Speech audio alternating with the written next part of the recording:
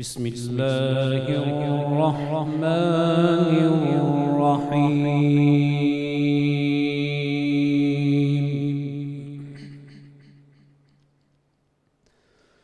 يا نساء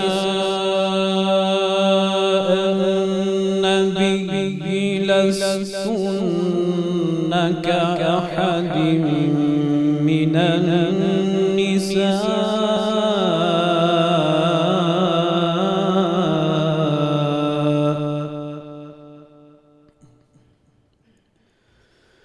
إن اتقيتن فلا تخضعن بالقول فيطمع الذي في قلبه مرض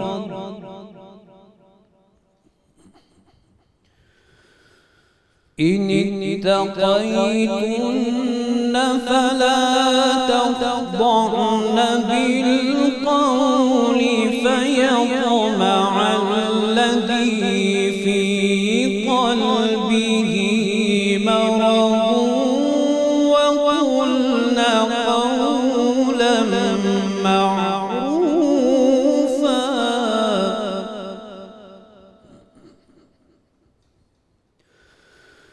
وقرن في بيوتكن ولا تبرجن تبرج الجاهلية الأولى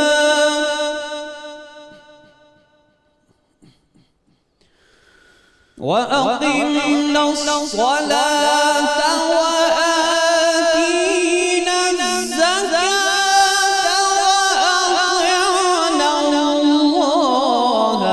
ورسوله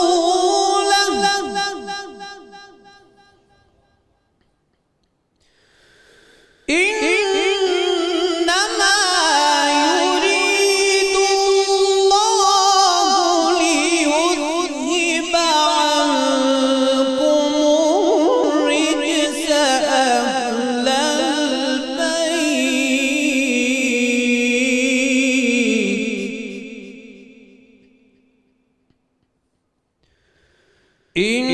إنما يريد الله ليذهب عنكم الرجس أهل البيت ويطهركم تطهيرا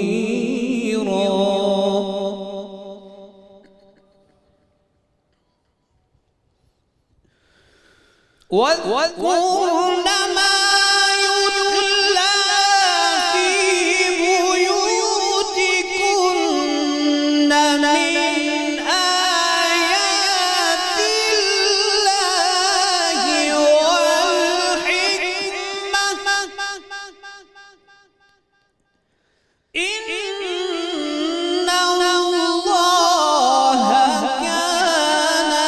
لطيفا خبيرا صدق الله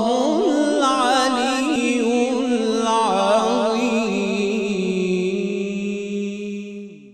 سبحان اللہ. یہ تھے قاری سید خالد حمید کاظمی صاحب جو تلاوت کلام پاک سے ہمارے قلوب کو منور فرما رہے تھے.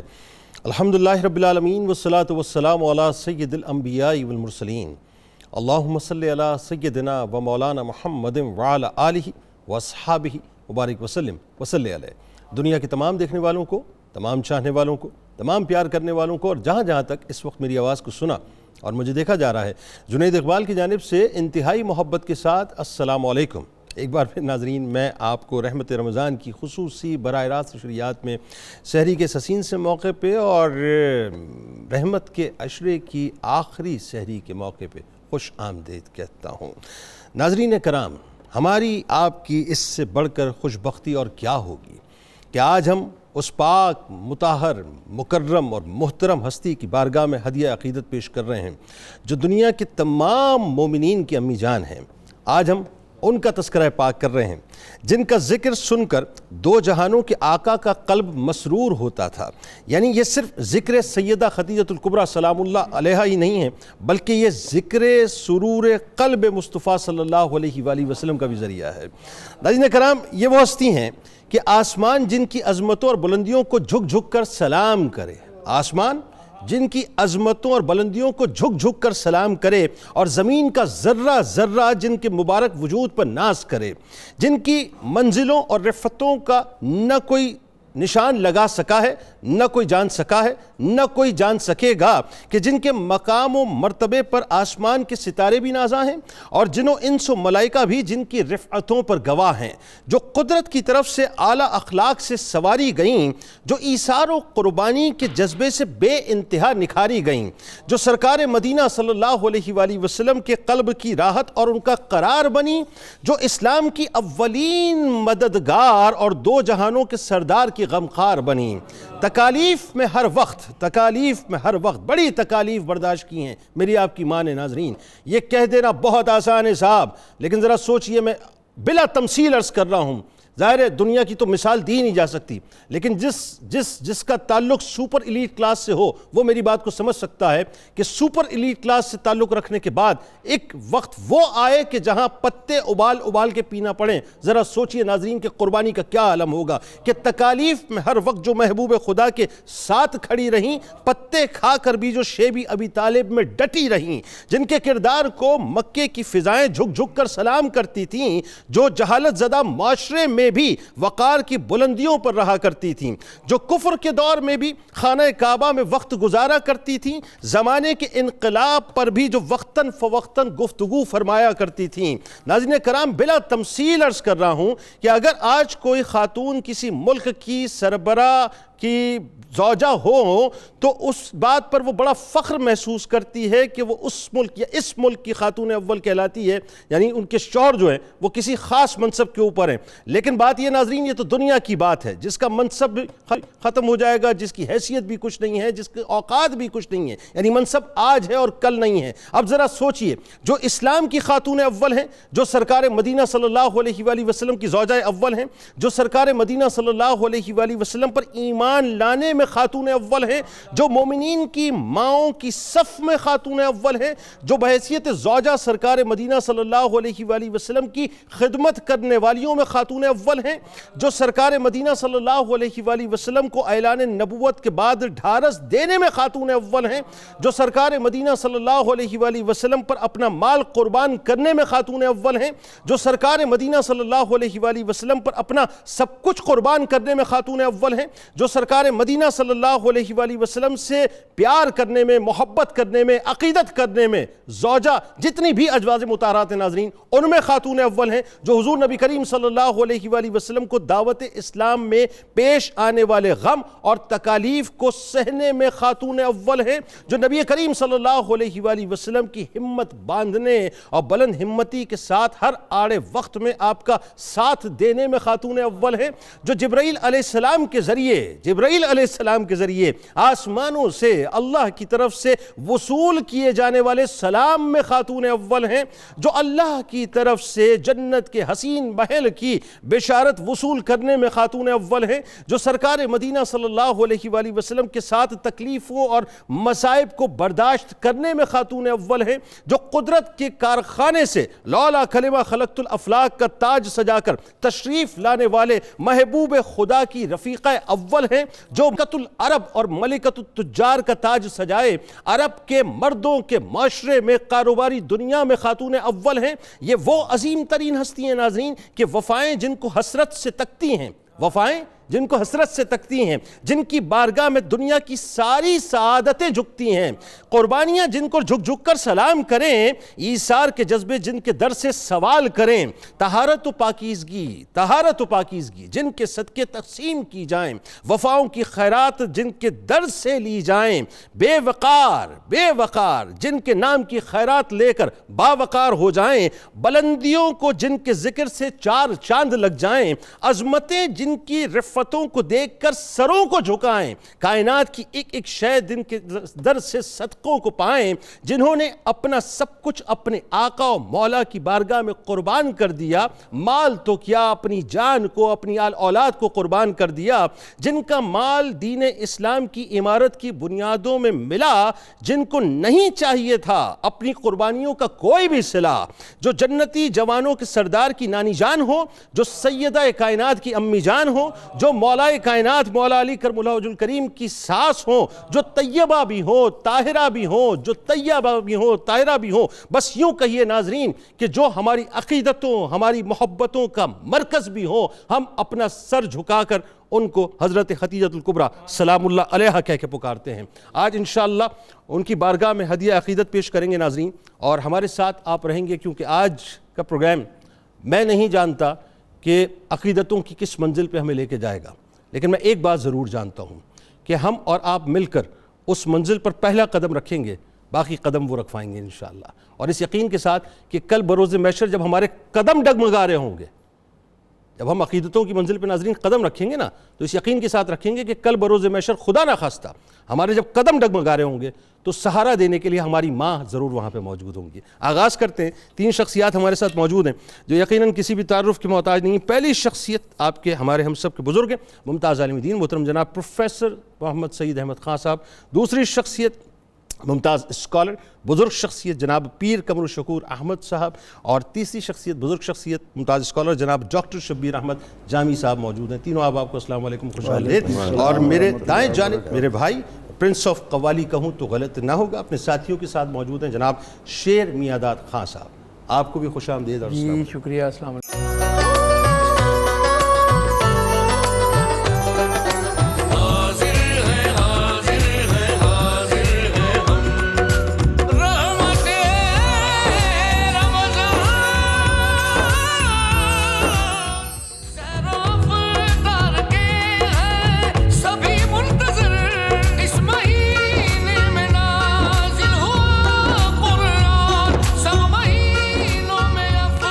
آمدید خواتین و حضرات، ایک بار پھر سحری کے اس خوبصورت سے موقع پہ اور رحمت کے عشرے کی آخری سحری کے موقع پہ میں آپ کو دل کی گہرائیوں سے خوش آمدید کہتا ہوں، اور آغاز کرتے ہیں۔ آج ظاہر سیدہ خدیجۃ الکبریٰ سلام اللہ علیہا کی بارگاہ میں انشاءاللہ ہم سب مل کر ہدیہ عقیدت پیش کریں گے، اور بس اس تیقن کے ساتھ اس ذکر کو آپ نے سننا ہے ناظرین کہ کل بروز محشر انشاءاللہ یہ ذکر کا سننا بھی ہمارے لیے توشہ آخرت ہوگا۔ پروفیسر صاحب، میرے خیال ہے سب سے پہلے آغاز تو ہمیں وہیں سے کرنا چاہیے کہ امہات المومنین کو اللہ تبارک و تعالیٰ نے جو مقام اور مرتبہ عطا کیا، اور خاص طور پر قرآن میں جو ذکر آتا ہے، میرے خیال ہے آغاز وہیں سے کیجیے۔ بسم اللہ الرحمن الرحیم، اللہم صلی علی محمد کما تحب و ترضی اللہ۔ انتہائی مقدس و مطہر امہات المومنین کا ذکر زبان پر لاتے ہوئے آغاز میں اس بات سے کروں گا کہ اعلیٰ حضرت علیہ الرحمہ نے کیا خوب کہا کہ اہل اسلام کی مادران شفیق، اہل اسلام کی مادران شفیق، بانوان طہارت پہ لاکھوں سلام۔ اللہ اکبر، اللہ اکبر، سبحان اللہ۔ قرآن حکیم کا جب ہم یہ اسلوب سامنے رکھیں کہ الطیبات للطیبین، واہ، قرآن نے کہا کہ طیبون کے لیے طیبات ہیں، درست، پاک کے لیے پاک ہیں۔ اب اس اصول کو سامنے رکھ کر جب کوئی مومن نبی اکرم رحمت عالم صلی اللہ تعالیٰ علیہ وسلم کا طیب ہونا، طاہر ہونا، مطہر ہونا، اس کی کوئی حد پائے گا؟ آئے ہائے، ساری طہارتیں ان کے صدقے سے۔ تو پھر ازواج مطہرات امہات المومنین کا مرتبہ پا سکے گا۔ اللہ اکبر۔ جب نبی رحمت صلی اللہ تعالی علیہ وسلم ایسی بلندیوں پر ہیں کہ جہاں تک کسی کی نظر جا ہی نہیں سکتی، امہات المومنین بھی اولاد آدم میں وہ مقدس و معطر خواتین ہیں کہ جن کی طہارت، جن کا طیب ہونا، اور خصوصاً جب ہم اپنی اس پہلی اماں جان سیدہ خدیجۃ الکبریٰ سلام اللہ علیہا کا نام زبان پر لاتے ہیں تو ان کے بارے میں محدثین، مورخین، مدققین، مفسرین سب کا سب متفق کا طور پر کہتے ہیں کہ یہ تو حضور علیہ السلام کے دامن رحمت میں آنے سے پہلے پورے جزیرہ عرب میں طاہرہ کے لقب سے پکاری جاتی تھی۔ سبحان اللہ، سبحان اللہ۔ قرآن کیا کہتا ہے؟ قرآن کہتا ہے کہ ازواجہ امہاتہم، میرے نبی کی بیویاں مومنوں کی مائیں ہیں۔ قرآن کریم نے ہم نے آغاز ہی کتنے پیارے کلمات سے کیا کہ یا نساء النبی لستن کاحد من النساء۔ اللہ خالق و مالک کا جب یہ فیصلہ ہو کہ دنیا کی کوئی عورت امہات المومنین جیسی ہو ہی نہیں سکتی، پھر یہ کہ ان مقدس و معطر امہات المومنین کی بدولت نبی رحمت صلی اللہ علیہ وسلم کے اس مرتبے کو دنیا کے سامنے رکھا کہ اہل ایمان کو اللہ نے حکم دیا کہ میرے نبی کے دامن رحمت آپ کے حرم میں پاک میں آنے والی میرے محبوب علیہ السلام کے وصال کے بعد بھی وہ قیامت تک آنے والے مومنوں کے لیے ماں ہیں، ان سے کسی کو نکاح کی اجازت نہیں۔ اللہ اکبر، اللہ اکبر۔ یہ وہ مقدس مائیں ہیں جن کی بدولت قرآن حکیم نے دنیا کو حیات النبی کا مسئلہ بھی کس خوبصورت انداز میں سکھا دیا۔ پھر ایک اور بات قرآن کریم نے ہمارے سامنے رکھی کہ نبی رحمت صلی اللہ علیہ وسلم کو کائنات کی ہر شے سے بڑھ کر دلوں میں بسا لینا، آنکھوں کا نور بنا لینا، یہ ایمان کی پہچان ہے۔ ٹھیک ہے۔ اور یہ امہات المومنین ہیں جن کے بارے میں قرآن کہہ رہا ہے کہ وہ آپ صلی اللہ علیہ وسلم سے کیا محبت رکھتی تھیں کہ جب باری آتی کہ آپ نے اپنا دامن رحمت ہمیں دکھانا ہے، قدوم میمنت لزوم سے نوازنا ہے، تو پھر ایک ایک کی خواہش ہوتی تھی کہ آ گئے ہیں تو بس جانے نہ پائیں، دیدار کی لذتیں میں ہی لوٹتی رہوں۔ اور اس کے لیے ازواج مطہرات نے کیا کیا جتن کیے، لیکن معلوم ہے کہ آقا علیہ السلام کو یہ بات پسند ہے، لگ جاتی ہیں شہد تیار کرنے میں کہ جتنی دیر میں شہد تیار کرتی رہوں گی اتنی دیر تو میرے آقا میرے سامنے رونق افروز رہیں گے۔ اللہ اکبر۔ تو ان مقدس ماؤں نے کس کس انداز میں قرآن حکیم کی روشنی میں مسلمانوں کو بتایا کہ اللہ کے نبی علیہ الصلاۃ والتسلیم کو اللہ کا محبوب جان کر اپنی تمام تر توانائیاں خواہ وہ فکری ہوں، عملی ہوں، ان کو راضی کرنے کے لیے صرف کرو گے تو دین و دنیا کی سعادتوں سے نوازے جاؤ گے۔ اللہ رب العزت نے قرآن کریم میں یہ فرما کر کہ انما یرید اللہ لیذھب عنکم الرجس اہل البیت ویطہرکم تطہیرا، اس کا پہلا مصداق اللہ تعالیٰ نے حضور سید عالم صلی اللہ علیہ وسلم کی ازواج مطہرات کو قرار دے کر ان کی پاکیزگی کا، ان کی طہارت کا، ان کی عظمتوں کا، ان کی رفتوں کا قیامت تک کے لیے ذکر کر دیا تاکہ قیامت تک آنے والے اولاد آدم میں سے جن کو بھی ایمان نصیب ہو وہ اپنی ان مقدس ماؤں کے اس مرتبہ مقام کو سامنے رکھ کر ان کی بارگاہ میں ادب کے ساتھ نظریں جھکائے رکھے، ان کے بارے میں یہ جرت نہ کرنے پائے کہ کوئی ایسا لفظ لائے۔ اور ہمت ہو بھی کیسے سکتی ہے کہ اگر ام المومنین کا ایک صاحبزادہ چھوٹی عمر میں اللہ کی حکمت کے تحت رخصت ہو جائے اور اس موقع پر مکہ کا کوئی یہ کہہ دے، ابتر کا لفظ استعمال کر دے، معاذ اللہ ثم معاذ اللہ، تو اللہ رب العزت ان کی عظمتوں کو یوں کہہ کر بڑھایا کہ انا اعطیناک الکوثر، اللہ اکبر۔ اور پھر اللہ تعالیٰ کی طرف سے آئے کہ ان شانئک ھو الابتر۔ یہ امہات المومنین کی بدولت ہی دنیا کو پتہ چلا کہ کس طرح اللہ تعالیٰ نے آقا علیہ السلام کی طرف بڑھنے والے قدم کو کتنی قوت اور طاقت کے ساتھ، کس جلالت شان کے ساتھ اس کے منہ پر مارا کہ امہات المومنین میرے نبی علیہ السلام کے دامن رحمت سے وابستہ ہیں، اور ان کو میں نے یہ شان عطا فرمائی ہے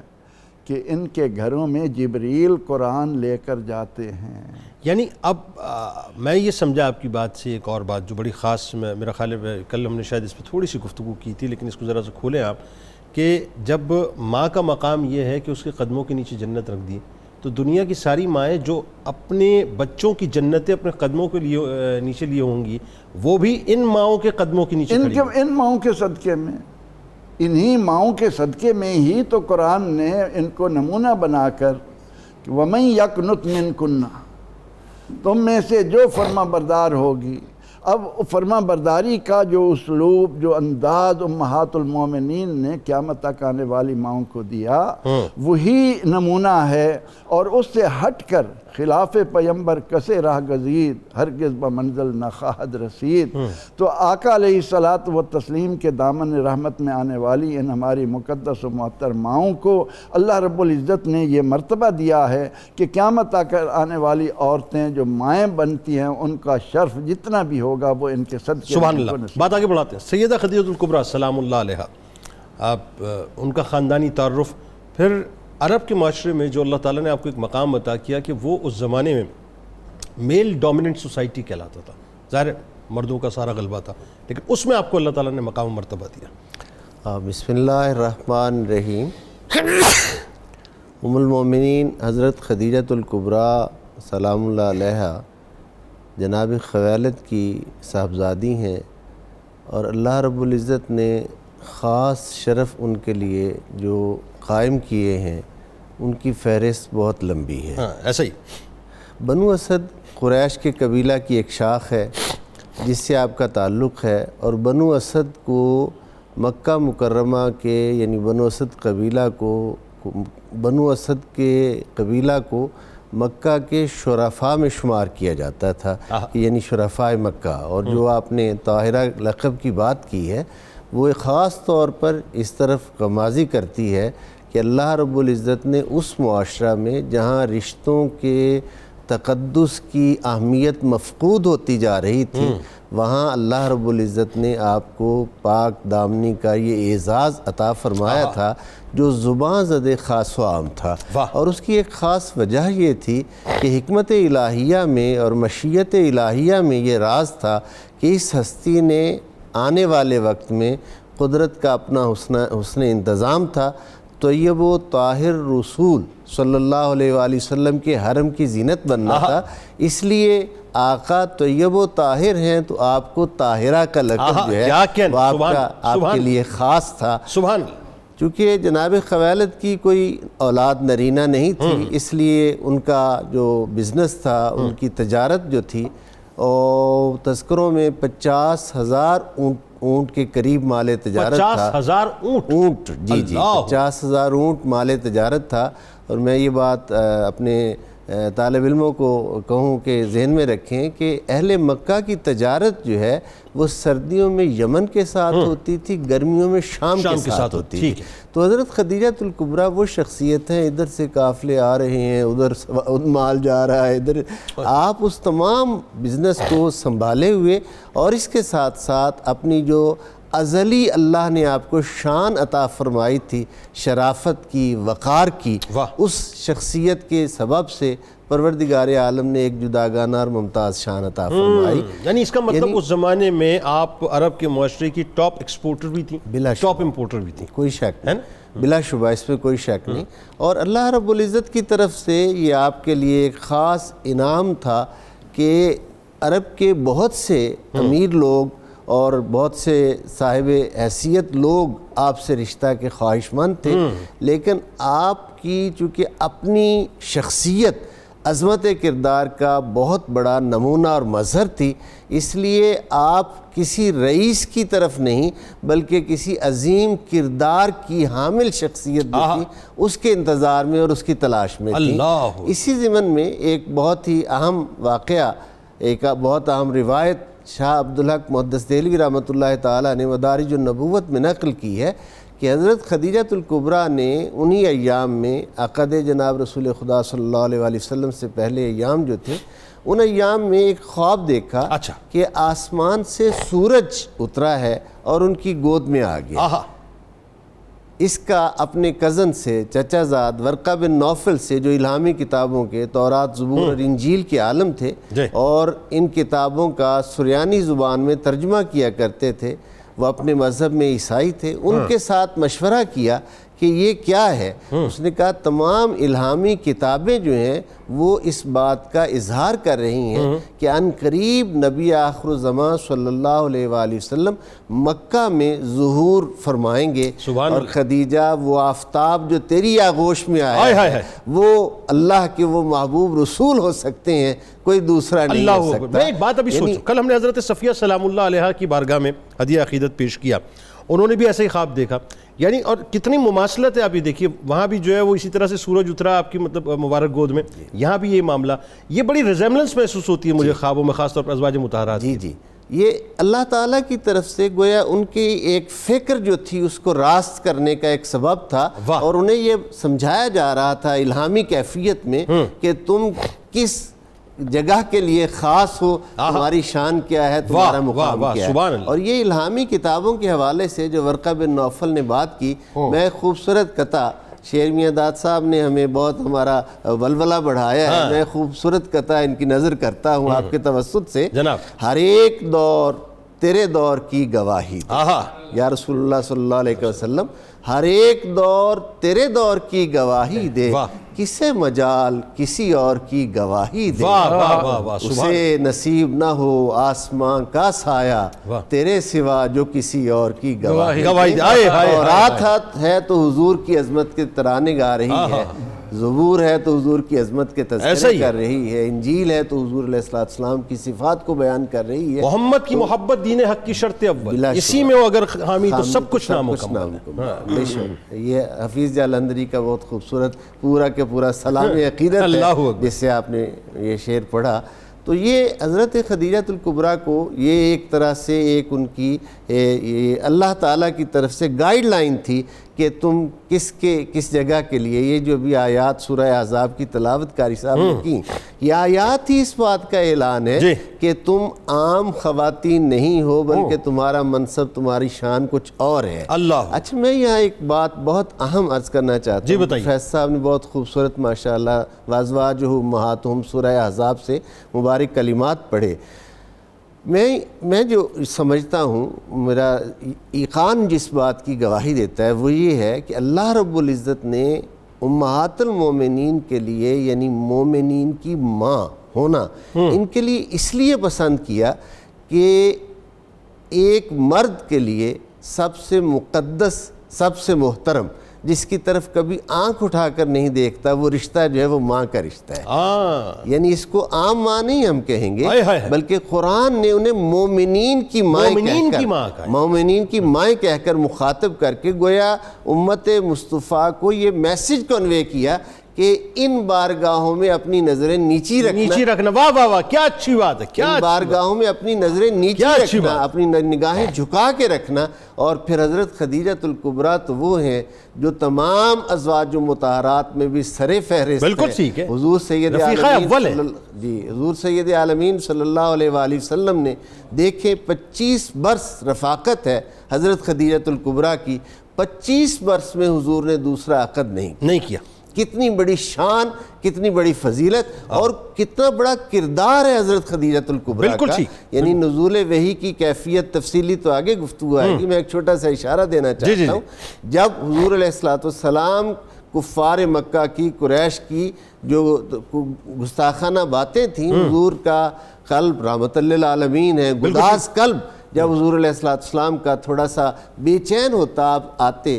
سرکار آ کر وہ چہرہ دیکھ کر حضرت خدیجۃ الکبریٰ سمجھ جاتی، پوچھتی ہیں آقا کیا ہوا؟ حضور کہتے ہیں فلاں فلاں، تو وہ کہتی ہیں ان کو کیا پتہ آپ کی شان کیا ہے، آپ تو اللہ کے رسول ہیں، آپ تو اللہ کے محبوب ہیں، یعنی ان کی کہی ہوئی باتوں کو گھٹاتی، مشرکین کی باتوں کو گھٹاتی اور حضور کی شان کو بلند بیان کر کے۔ اچھا یہ پیر صاحب ایسی بات ہے کہ یہاں اگر میں رک کے اگر ایک سبق ہم اپنی بچیوں کو بہنوں کو سمجھانا چاہیں نا تو بہت آسانی سے بات سمجھ آ جائے کہ یہ سیرت طیبہ سیرت پاک ہمیں بتا رہی ہے کہ شوہر اگر کہیں پریشان ہو تو بیوی کو اس کی پریشانی میں اضافہ نہیں کرنا چاہیے بلکہ اس کو ڈھارس دے کے اس میں کمی کرنی چاہیے۔ یہ حضرت خدیجۃ الکبریٰ کی سنت ہے، ہاں یہ ان کی سنت ہے، اور اس بات کو ان کی سنت سمجھ کر نبھانا چاہیے اور اپنے لیے فضیلتیں سمیٹ۔ بالکل ٹھیک ہے ڈاکٹر صاحب، ذرا یہ بتائیے کہ سیدہ خدیجۃ الکبریٰ سلام اللہ علیہا کے ظاہر بارے میں ایک خاص روایت جب ہمیں ملتی ہے اس میں بتایا جاتا ہے کہ جب سرکار علیہ السلام کے اوصاف آپ نے سنے تو آپ کے دل میں وہ جو ایک محبت اور عقیدت کا جو پہلو تھا وہ اجاگر ہو گیا۔ ظاہر ایک تو آپ کے اوصاف کا سننا، پھر اس کے بعد ایک فیصلہ کرنا کہ جو مال تجارت جیسا پیر صاحب فرما رہے تھے کہ 50,000 اونٹ یعنی ظاہر ہے یمن اور شام امپورٹ ایکسپورٹس آپ کی ہو رہی ہیں، تو اس مال تجارت میں ایکسپورٹ کے لیے سرکار علیہ السلام سے گزارش کرنا کہ ہم جو ہے وہ ظاہر ہے ہمارا مال آپ بھی جو ہے وہ لے کے جائیں۔ پھر جناب ابو طالب علیہ السلام کا ایک مشورہ اسی ضمن میں ہے، تو ذرا اس کے بارے میں بتائیے کیا ہوا تھا؟ بسم اللہ الرحمن الرحیم۔ چونویدگی اور انتخاب کی اور طہارت کاملہ کی بڑی خوبصورت بحثیں چل رہی ہیں۔ قدرت کا ایک ہمیشہ نظام ہوتا ہے اور اسی تناسب میں چیزیں چل رہی ہوتی ہیں۔ بالکل ٹھیک۔ حضور نبی اکرم صلی اللہ علیہ وسلم کی ذات گرامی کی شہرت اور قبولیت ایسی نہیں تھی جو کسی سے ڈھکی چھپی تھی، بلکہ یہاں شروع میں ایک واقعہ بیان کروں جو سارے سیرت نگاروں لکھا ہے کہ حضور نبی اکرم صلی اللہ علیہ وسلم کی عمر ابھی بہت چھوٹی تھی۔ حضرت عبد المطلب رضی اللہ تعالیٰ عنہ کی زیر صدارت سالانہ ایک پروگرام ہوتا تھا، اچھا، اور اس پروگرام میں حجاج کے لیے منصوبہ بندی کی جاتی تھی کہ کیسے لوگ آئیں گے، ان کا کھانا پینا، ضیافت، حفاظت۔ اوکے، اس میں حضور نبی اکرم صلی اللہ علیہ وسلم گھر سے نکلے اور کافی چھوٹے تھے، تو آپ آ کر اس مسند کی طرف بڑھنے لگے جہاں آپ کے دادا اکیلے بیٹھے تھے۔ تو آپ کے ایک چچا نے کوشش کی کہ آپ کو ذرا یہیں بٹھائیں، لیکن آپ کی طبیعت کا میلان ادھر تھا۔ اس کو جب حضرت عبد المطلب رضی اللہ تعالیٰ نے دیکھا تو آپ نے اشارہ کیا کہ اوپر آنے دیں، اور آپ اوپر آ کر اپنے دادا کے ساتھ بیٹھ کر جس گہرے وقار اور گہری نگاہ سے پورے مجمع پر آنکھیں پھیر رہے تھے، تو وہاں سے ایک راہب اٹھا اور وہ جا کر حضرت عبد المطلب سے جا کر کہنے لگا، جناب اس جیسا صاحبزادہ ہم نے کبھی نہیں دیکھا، اتنا وقار، اتنی پھبن طبیعت میں، اور اس چھوٹی عمر میں اتنا روب۔ اللہ! تو اگر میں چند باتیں آپ سے پوچھوں جو کتابوں میں پڑھتے تھے، یہ آپ کا بیٹا ہے؟ تو وہ کہنے لگے میرا بیٹا ہے۔ اس نے دوبارہ کہا یہ آپ کا بیٹا ہے؟ تو آپ نے کہا نہیں، میرے بیٹے کا بیٹا ہے۔ تو ان کا والد کہاں ہے؟ ان کا وہ وصال کر گئے ہیں۔ تو اس نے کہا جی 2 علامتیں میں دیکھ لوں؟ تو آپ نے کہا دیکھیں۔ ایک تو آپ کی آنکھ کو تھوڑا سا کھول کر دیکھا تو آپ کی آنکھوں کے گرد سرخ عشق الہی کا حالت تھا، ڈورے سے، اور اس کے بعد آپ کے قدمین مبارک کو دیکھا تو بالکل حضرت ابراہیم علیہ السلام کے قدمین سے ملتے تھے۔ اس نے آپ کے کان میں کہا جی یہ آپ کے ساتھ بیٹھا ہوا عظیم بچہ یہ نبی بیٹھا ہے۔ اس کی باڈی لینگویج بتاتی ہے کہ یہ نبی بیٹھا ہے۔ تو مقصد کہنے کا یہ ہے کہ یہ جو لوگ اس اعلیٰ پے کے ہوتے ہیں، ان کے وجود، ان کی برکات، ان کی پھبن بتاتی ہے۔ پھر حضرت خدیجۃ الکبریٰ سلام اللہ علیہا جیسی شخصیت ہو اور ایسی زیرک عورت اور ملیکۃ العرب عورت، انہوں نے جب یہ باتیں سنی دل میں منصوبے ان کے اور بھی کافی تھے۔ یہ تو ایک ظاہری سبب بن رہا تھا کہ ذرا ایک دفعہ تعلق کی نوعیت کو جڑے، تعلق کی نوعیت تو جڑے۔ انہوں نے باقاعدہ پھر پیغام بھیجا آپ کی طرف، چونکہ وہ اس بات کو سن رہی تھی، اور اس پر ڈاکٹر حمید اللہ نے خطبات بہاولپور میں یہ بات لکھی ہے کہ حضور نبی اکرم صلی اللہ علیہ وسلم پہلے بھی کچھ تجارتی اسفار کر چکے تھے، اور سب کو معلوم تھا کہ ان کو جو خریداری کے اصول آتے ہیں اور جس چیز سے یہ گاہک کو ڈیل کرتے ہیں درست یہ ہو نہیں سکتا کہ آپ کسی جگہ مال لے کر کھڑے ہوں اور گاہک وہاں سے ویسے گزر جائے. ایک تو دیدہ زیب بڑے تھے, اور کوئی پہلے روک کے دیکھتا تو ضرور تھا کہ یہ شاہ پارہ حسن ہے کون جو اس جیسا بندہ کبھی دیکھا نہیں گیا. پھر آپ سے جب وہ باتیں کرتا تھا, یہ جو قرآن کا حکم ہے کہ یہ جو خرید و فروخت ہے نا, یہ دونوں طرف سے باہمی رضامندی قلبی کے ساتھ ہوتی ہے. ہم تو باہمی رضامندی ظاہری تو چیک کر سکتے ہیں, لیکن نگاہ نبوت وہ باطنی رضامندی بھی چیک کرتی تھی. تو ہر گاہک جو لے کر جاتا تھا, جب تک جاتا تھا نگاہ چہرہ مصطفیٰ پر آتی تھی. یا دیکھنے میں تو یہ بندے ایسے ہیں, لیکن میں مال لے جا رہا ہوں, لیکن یار اس طرح کا بندہ کبھی دیکھا نہیں, یہ کون ہے؟ تو یہ باتیں انہوں نے سن رکھی تھی. انہوں نے خود پیغام بھیجا آپ کی طرف بھی, آپ میرا مال تجارت لے کر دیں. تو آپ اس کے لیے رضامندی کی طرف مائل ہونے سے پہلے اپنے چچا حضرت ابو طالب رضی اللہ تعالی عنہ سے باقاعدہ مشورہ کیا کہ حضرت اس کے بارے میں آپ چونکہ تجربہ بھی رکھتے ہیں, پھر میرے سرپرست مانوی بھی ہیں, تو آپ ذرا فرمائیں. اچھا, خدمت بھی زیادہ کرنے کی پیشکش کی. تو پھر حضرت خدیجۃ الکبریٰ کے ساتھ جو آپ کے باہمی معاملات طے ہوئے, ان معاملات میں جو منافع کا تناسب آپ کہہ رہے ہیں, پھر اس کے بعد آپ جس انداز سے وہ سارا مال لے کر گئے, حضرت خدیجۃ الکبریٰ کی پلاننگ دیکھیں. انہوں نے اپنا ایک غلام حضرت میسرہ کو بھی ساتھ بھیجا. اچھا, یہ عجیب سی بات نہیں لگتی؟ یہ کیسی عجیب سی بات ہے کہ تعلق ان سے قائم کیا ہے, ان کو نفع دینا ہے, لیکن غلام کیوں بھیجا جا رہا ہے ساتھ ساتھ؟ غلام اس لیے بھیجا جا رہا ہے تاکہ ان کے اعتبار سے ایک تو مجھے معلومات جو پہلے مل چکی ہے اس کی تصدیق ہو, دوسرا ان کو یہ بھی اندازہ تھا کہ یہ جس خرامہ ناز انداز سے چلتے ہیں, لگتا یہ ہے کہ فرشتے ان کے ساتھ رہتے ہیں. تو ان کو ذرا دیکھیں کہ وہاں یہ کیسے جاتے ہیں, بیچتے کیسے ہیں, لاتے کیسے ہیں. یہی وجہ تو تھی کہ ابھی مال تجارت کا نفع آپ لا رہے ہیں, اور حضرت خدیجۃ الکبریٰ سلام اللہ علیہ چھت پر کھڑے ہو کر وہ سارا منظر دیکھ رہی ہیں اور اس کو چیک کر رہی ہیں کہ یہ صرف ظاہری مال کے سودے نہیں, یہاں روحانی منابع کی بھی بڑی کثرت ہے. پھر آپ جب وہ سارا مال لے کر آئیں, پھر وہاں جب باتیں ہوئیں تو اس گہرائی کو چیک کریں کہ حضرت خدیجۃ الکبریٰ کتنی زیرک ہیں. مال تجارت نہیں ہو رہا, اس کے پس منظر میں وہ جو خواب جو پیر صاحب نے ارشاد فرمایا, وہ چاند گود میں آنے والا ہے, اس کے لیے آپ دلائل کٹھے کر رہی ہیں. جب آپ کو یقین ہوا کہ نہیں یہ وہی شاہ پارے ہیں, تو بجائے اس کے کہ پلاننگ کسی اور طرف سے ہوتی ہے, تو شادی کے لیے پیشکش کا منصوبہ بھی آپ نے چلایا. بس یہاں ذرا رکتے ہیں اور اس سلسلے کو ناظرین یہاں سے ہم جوڑیں گے, آپ نے ہمارے ساتھ رہنا ہے. بہت سے لوگ یہ کہتے ہیں صاحب, ہمارے یہاں ظاہر اس سوسائٹی میں بڑا مایوب سمجھا جاتا ہے کہ لڑکی والوں کی طرف سے لڑکے والوں کے گھر پہ رشتہ چلا جائے, مایوب سمجھا جاتا ہے نا ناظرین. لیکن آج آپ کو بتلائیں گے کہ ایکچول دین اسلام ہے کیا اور ہوا کیا تھا اس سارے معاملے میں, تاکہ تھوڑا سا ہمیں سمجھ آئے کہ ہم پرسیپشنز کو کتنا غلط بیان کرتے ہیں.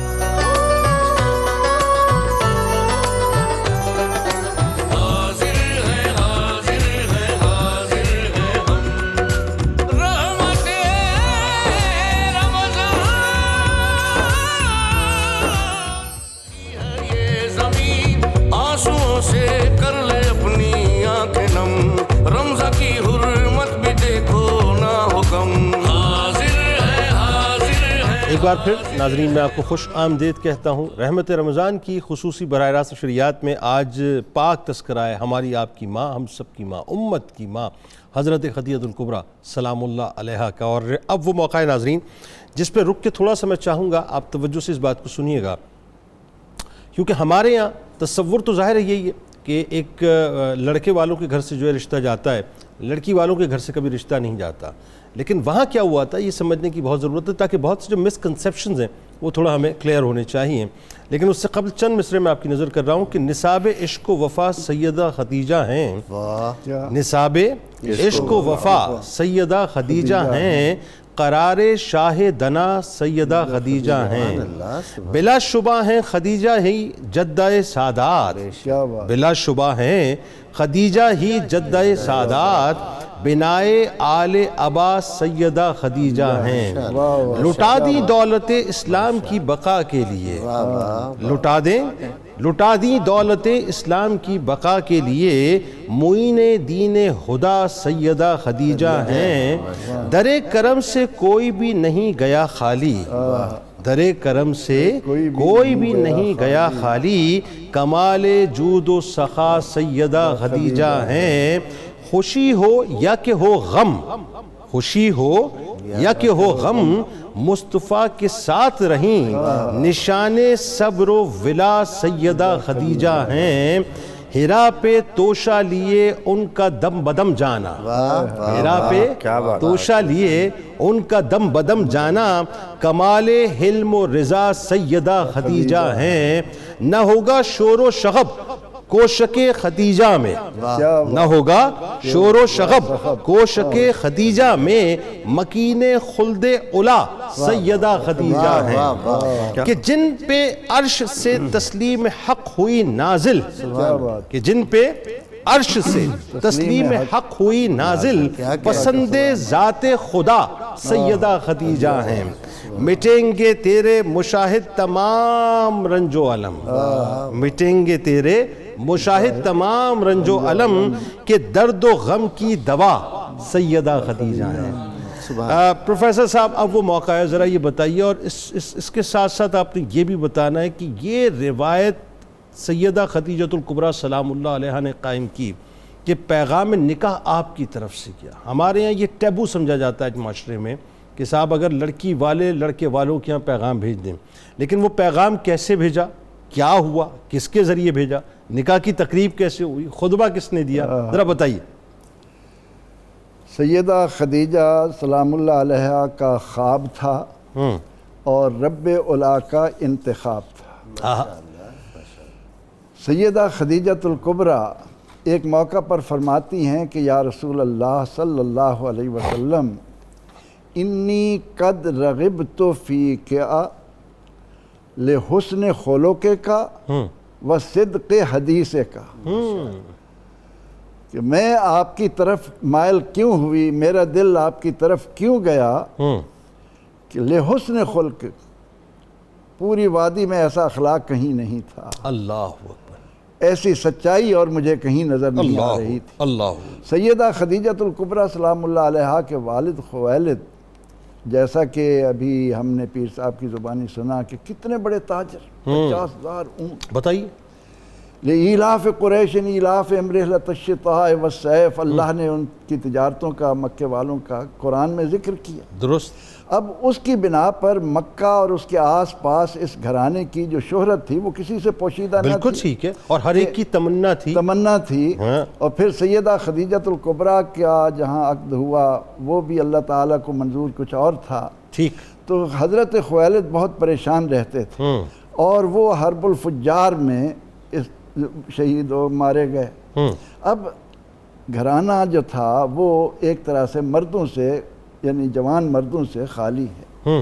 اور سیدہ خدیجہ سلام اللہ علیہا بڑی جوان مردی کے ساتھ اپنے خاندان کو سمیٹے ہوئے ہیں اور تمام مال تجارت اور بھیجتی ہیں۔ اور جب سیدنا محمد عربی صلی اللہ علیہ وسلم کو بھیجا تو یہ وعدہ کیا، نفیسہ، سیدہ نفیسہ کے تھرو نہیں جی، تجارت کے لیے، اچھا تجارت کی بات کر رہے ہیں، میں سمجھا، دگنا نفع آپ کے لیے رکھا، اور پھر واپسی پر جو غلام بھیجا تھا وہ اسی بات کے لیے تھا جس کا آپ اشارہ کر رہے ہیں، کہ غلام کو بلایا، الگ بٹھایا، پوچھا کیا کیا دیکھا، میسرہ سچ سچ بتاؤ کیا کیا دیکھا۔ اب میسرہ نے جب یہ کہا ہوگا کہ حضور علیہ السلام تو اشارہ کرتے تھے، سامان بھی خود آ جاتا تھا، آپ جدھر جاتے تھے درخت بھی جھک کر سلام کرتے تھے، بادل ہر وقت سایہ کرتے رہتے تھے۔ اب ان باتوں نے سیدہ خدیجہ سلام اللہ علیہا کو حضور سید عالم صلی اللہ علیہ وسلم کے بارے میں اتنا کلیئر کر دیا کہ آپ نے خود پیغام بھیجا۔ اللہ، حضور سید عالم صلی اللہ علیہ وسلم نے اپنے پیارے چچا حضرت ابو طالب سے مشورہ کیا، نفیسہ جب پیغام لے کر آئیں تو سیدنا ابو طالب اس بات کے لیے آمادہ ہوئے، ٹھیک، اور اس کے بعد جب یہ طے ہوا کہ نکاح کے لیے جانا ہے تو سیدنا ابو طالب رضی اللہ عنہ یہ نہیں کہ بھتیجے کو لے کر چلے جائیں، آپ نے اشراف قریش کی ایک جماعت کا انتخاب کیا، پورے مطلب جو قبیلہ تھا، جو خاندان تھا، پورے پروٹوکول کے ساتھ، واہ پورے وقار کے ساتھ کہ ملکہ عرب،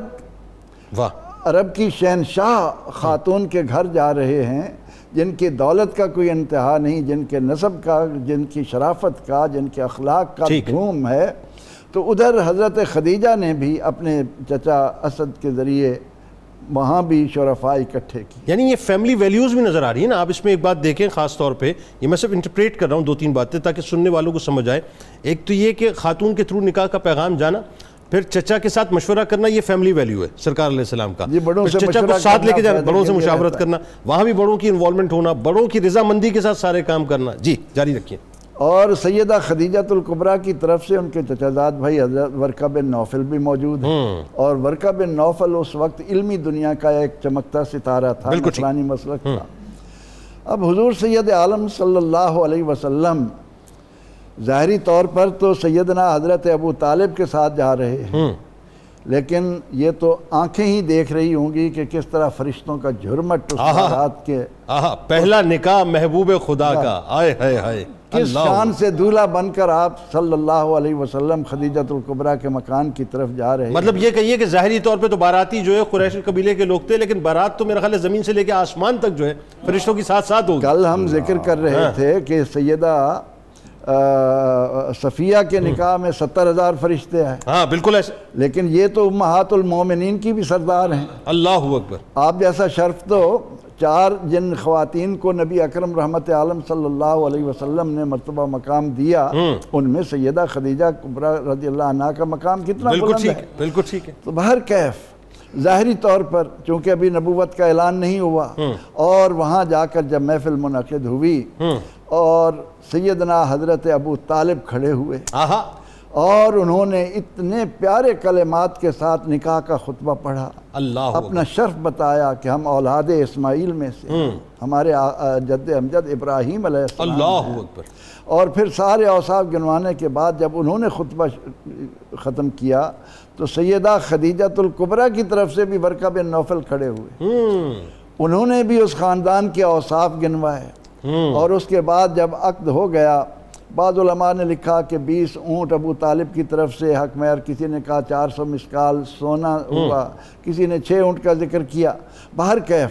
جو بھی ہوا، یعنی نبی کریم صلی اللہ علیہ وآلہ وسلم کا جو پہلا نکاح ہوا اس میں جناب ابو طالب علیہ السلام آپ کی طرف سے نکاح خواہ تھے۔ جی حق مہر بھی دے رہے ہیں، خطبہ بھی دے رہے ہیں، اللہ اکبر، اللہ اکبر۔ اور دنیا کا کوئی محقق آج تک یہ ثابت نہیں کر سکا کہ حضرت ابو طالب نے بتوں کے آگے سر جھکایا ہو۔ اللہ اللہ اللہ اللہ اللہ، دین حنیف پر قائم رہنے والے ان کو اللہ تعالیٰ نے قرآن میں عظمت دی ہے، تو سیدنا حضرت ابو طالب کا نام جب ہماری زبان پر آتا ہے تو ہمارے تو دل و نگاہ ادب سے ان کے سامنے جھک جاتے ہیں۔ بات آگے بڑھاتے پیر صاحب، اب یہ وہ موقع آ گیا، یہ وہ موقع آ گیا، جناب ابو طالب علیہ السلام آپ کی ریپرزنٹیشن کر کے جو خطبہ دے رہے ہیں، وہاں سے بھی خطبہ دیا جا رہا ہے اور دونوں طرف سے جو فضیلتیں بیان ہو رہی ہیں۔ تو ایک تو یہ کہ یہ ذرا اسی تسلسل میں اسی تھوڑا سا منظر نامے کو اور بیان کیجئے۔ دوسرا جو اب ایک عقد کے فوراً بعد پھر جو ایک سلسلہ شروع ہوتا ہے قربانیوں کا، اور اس کے بعد ظاہر ہے اللہ تبارک و تعالیٰ کی طرف سے آپ کو وہ شرف عطا ہوتا ہے کہ پھر وہ موقع آتا ہے کہ جہاں عرش سے آپ کے لیے باقاعدہ جبرائیل امین سلام لے کر آتے ہیں۔ بتائیے۔ جس بات پہ آپ نے بہت زور دیا ہے، میں اس حوالہ سے 2 جملے عرض کرتا ہوں، پھر آگے آتے ہیں۔ حضور علیہ السلام نے مال تجارت میں بہت زیادہ منافع ہوا، پہلے سے زیادہ۔ آقا نے وہ سارا سامان حضرت خدیجۃ الکبریٰ کے ہاں پہنچایا، اور اپنے شرم و حیا کا عالم یہ تھا کہ جو حضور کا منافع بنتا تھا مزاربت کے تحت، حضور نے وہ منافع بھی نہیں لیا، حساب بھی نہیں کیا، فوراً گھر تشریف لے آئے۔ حضرت خدیجۃ الکبریٰ نے یہ شرم و حیا دیکھتے ہوئے یہ خیال کیا کہ جو عظمت مجھ تک پہنچی ہے یہ صادق بھی ہیں، امین بھی ہیں، اور جو مجھے بشارت ملی ہے کہیں یہ نعمت کسی اور طرف نہ چلی جائے، اس لیے انہوں نے پیغام نکالا۔ اللہ اکبر، یعنی انہوں نے وقت ضائع نہیں کیا، وقت ضائع نہیں کیا، زیرک تھی، دانا تھی نا، معاملہ یہ ایک اس کا ایک سبب۔ کیا اچھی بات ہے، کیا اچھی بات۔ دوسرا سبب یہ کہ جو بات آپ نے کہی کہ بڑوں کا مشورہ، اب یہاں دیکھیں، میں حضور کی ہم آیتیں تو پڑھتے ہیں، لَقَدْ كَانَ لَكُمْ فِي رَسُولِ اللَّهِ أُسْوَةٌ حَسَنَةٌ، آئیے ذرا یہاں حضور کی سنت مبارک دیکھیں کہ جب جناب نفیسہ نے براہ راست حضور سے آ کر بات کی تو آپ نے فرمایا میرے چچا کہ مجھ پر اتنے احسانات ہیں کہ یہ فیصلے کا اختیار میں انہیں دیتا ہوں۔ یعنی کتنا بڑا سبق ملتا ہے کہ اپنے بڑوں کے ذریعہ سے معاملات جو ہیں وہ طے کیے جائیں گے۔ سنت مبارکہ کا ایک پہلو ملا نا ہمیں کہ معاملات جو ہیں بجائے خود طے کرنے کے بڑوں کو انوالو کرو۔ اب یہ بارات اب یہاں سے چلتی ہے، حضرت فاطمہ بنت اسد کی بہو بن کر حضرت خدیجہ الکبریٰ ملکۃ العرب آ رہی ہے، ادھر سردار بطحہ ہے، ادھر عرب کی ملکۃ العرب کا مطلب عرب کی شہزادی، ادھر وہ شہزادی عرب کی۔ اب جب حضرت ابو طالب کو اس سے زیادہ خوشی اور کیا تھی، وہ تو حقیقت حال سے واقف تھے، چونکہ میں نے پچھلے پروگرام میں یہ عرض کیا تھا کہ نبی کی نبوت کا علم سب سے پہلے اس کے خاندان والوں کو ہوتا ہے۔ بے شک یعنی حضرت عبد المطلب نے جو حضور کا نام محمد رکھا، اس سے اندازہ ہوتا ہے کہ انہیں وہ پوری شان جو تھی کما حقہ انہیں اللہ نے الہام کی تھی کہ یہ کوئی معمولی نعمت نہیں۔ اچھا، اب اس گھرانے کے متعلق بت پرستی، کفر، شرک، اس کی تہمت سے بڑا ظلم کوئی نہیں ہو سکتا۔ ذرا میرے لفظوں پہ غور کیجئے گا کہ حضرت عبد المطلب اپنے اس صاحبزادے کا جو ان کے بعد نور مصطفیٰ کی امی ہے، اس کا نام کیا رکھ رہے ہیں؟ عبداللہ۔ اللہ کا بندہ، جی اللہ کا بندہ، یہ میسج کنوے کر رہے ہیں کہ ہم کس کی بندگی والے ہیں، ہم ابراہیم و اسماعیل کی اولاد ہیں، ہمیں اللہ نے اپنے گھر کا نگہبان مقرر کیا ہے۔ ذرا ان چیزوں کو سمجھنے کی ضرورت ہے اور اپنا ویژن بہتر کرنے کی ضرورت ہے۔ اب یہی بات آگے چل کر حضرت ابو طالب نے خطبہ نکاح میں بیان کی۔ اگر غور کیجئے کہ سیرت کی تمام کتب میں خطبہ نکاح کے الفاظ تقریباً ایک جیسے ہیں، معمولی کوئی لفظی تغیر ہو تو خطبہ نکاح شروع ہوتا ہے الحمدللہ الذی جعلنا من ذریت ابراہیم و ذریت اسماعیل۔ تمام حمد اس کی، تمام حمد اللہ، الحمدللہ، اللہ کی تمام حمد کا، تمام صفات کا احاطہ کرتا ہے، چونکہ اللہ جو اسم ذات ہے نا، رحمان صفت ہے، رحیم صفت ہے، اللہ اس میں ذات ہے۔ اللہ کا اسم جہاں آتا ہے وہ اس کی تمام تجلیات جلالی و جمالی کا مظہر ہوتا ہے۔ الحمدللہ، تمام تعریفیں اس اللہ کے لیے، جعلنا من ذریت ابراہیم، جس نے ہمیں ابراہیم کی اولاد سے، وزرع اسماعیل، اپنی اسماعیل علیہ السلام کی کھیتی سے پیدا کیا۔ جناب ابو طالب علیہ السلام اللہ کی حمد بیان کر کے آغاز کر رہے ہیں۔ اور میں یہاں ایک میرے وجدان کا ایک جملہ ہے، میں نے کہیں پڑھا نہیں ہے، میں عرض کر دیتا ہوں کہ نزول وحی ابھی 15 برس بعد اس کا سلسلہ شروع ہونا ہے، اور قرآن کے پہلے حرف ہی الحمدللہ رب العالمین لیکن خطبہ نکاح کا آغاز الحمدللہ کے الفاظ سے کیا ذرا سمجھنے والی بات ہے۔ بہت سی باتیں کتابوں میں ہوتی ہیں، بہت سی باتیں کامن سینس سے سمجھنے والی ہوتی ہیں۔ جو کتابی ہیں وہ کتابوں میں لگے رہے ہیں، اور جو عشق کی منزل کے مسافر ہیں ان کو نقطے کچھ اور مل جایا کرتے ہیں۔ ان کو یعنی اس کو کامن سینس سے سمجھنے کی ضرورت ہوتی ہے کہ اس خطبہ نکاح میں کہیں کسی بت کا ذکر نہیں، جی کہیں کسی دوسری چیز کا ذکر نہیں، اللہ کی حمد سے آغاز ہو رہا ہے، انبیاء سے نسبت ہو رہی ہے، اور آخر میں آ کر جہاں وہ خطبہ نکاح ختم کرتے ہیں فرماتے ہیں میرا یہ بھتیجا ان قریب اس کی وہ عظیم شان ظاہر ہونے والی ہے کہ عرب و عجم اس کے سامنے سر نگو ہو جائیں گے۔ جو اعلان نبوت ظاہری طور پہ ہونے والا ہے، جناب ابو طالب علیہ السلام 15 برس پہلے وہ بات فرما اس کا اعلان کر رہے ہیں۔ اس میں غور طلب امر یہ ہے، میں ایک بات کہنا چاہتا ہوں، آپ کے توسط سے گفتگو اس طرف آ گئی ہے تو یہ بہت بڑا میسج ہے۔ مسلمان ہونے کے لیے شرط کیا ہے؟ توحید و رسالت کی گواہی، بالکل ٹھیک ہے، کلمہ لا الہ الا اللہ محمد رسول اللہ، توحید و رسالت کی گواہی۔ خطبہ نکاح کو دیکھیں، توحید سے آغاز اور اختتام رسالت کا۔ کیا اچھی بات ہے پیر صاحب بھائی، سبحان اللہ سبحان اللہ، کیا کہنے کیا کہنے۔ اچھا اب ذرا یہ بتائیے، یہ عقد ہو گیا مبارک، اس کے بعد قربانیوں کا سلسلہ اور سلام کا جو معاملہ بتائیے۔ اللہ نے جن کے ذمے اپنے کائنات کی محبوب ترین ہستی کی خدمت لگا رکھی ہے،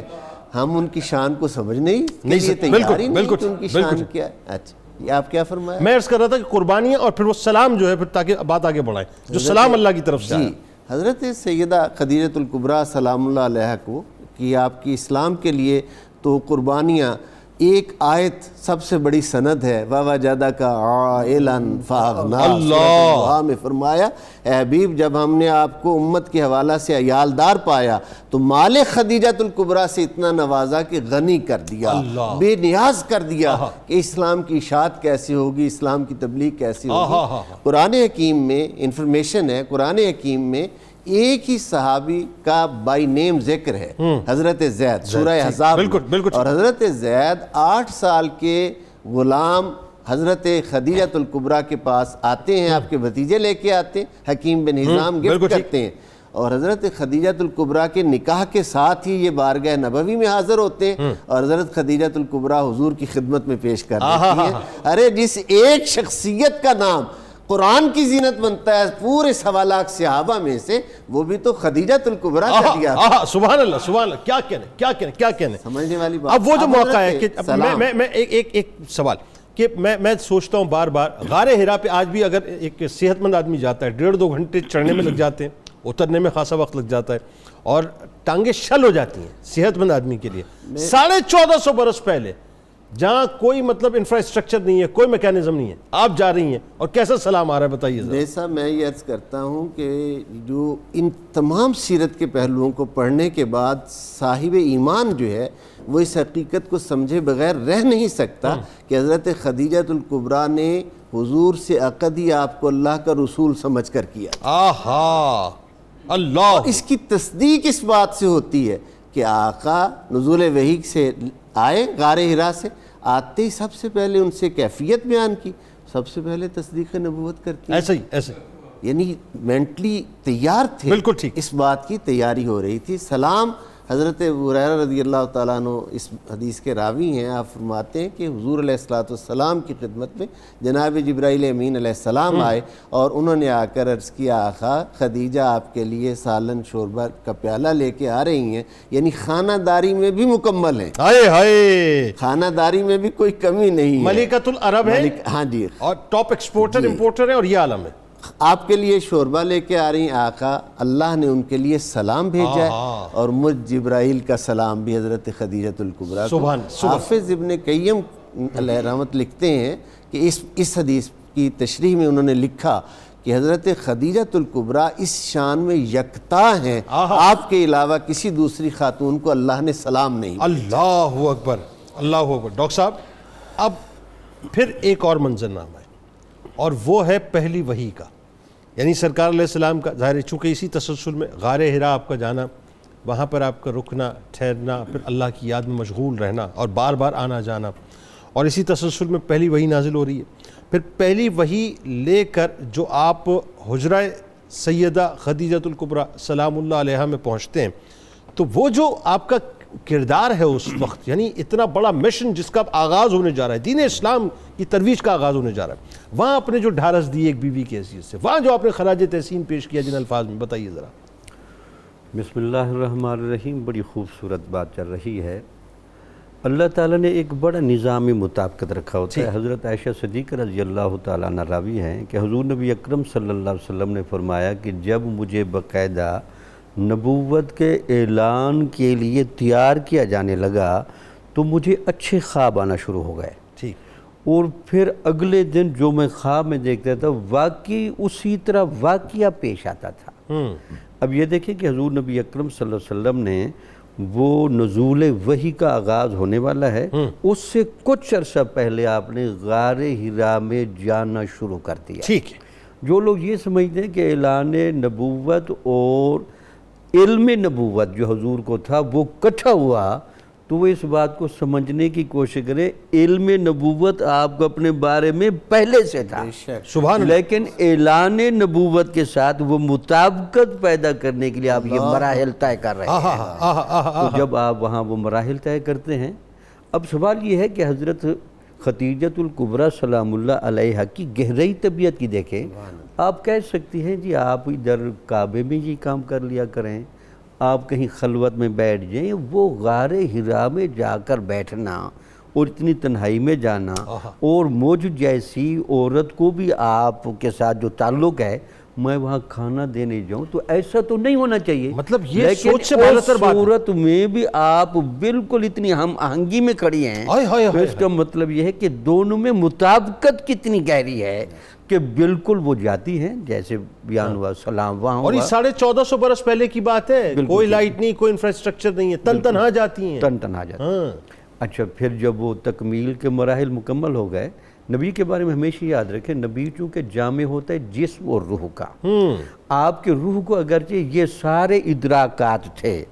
لیکن اس جسم اور روح کی کامل مطابقت بھی ضروری تھی۔ اس مطابقت کو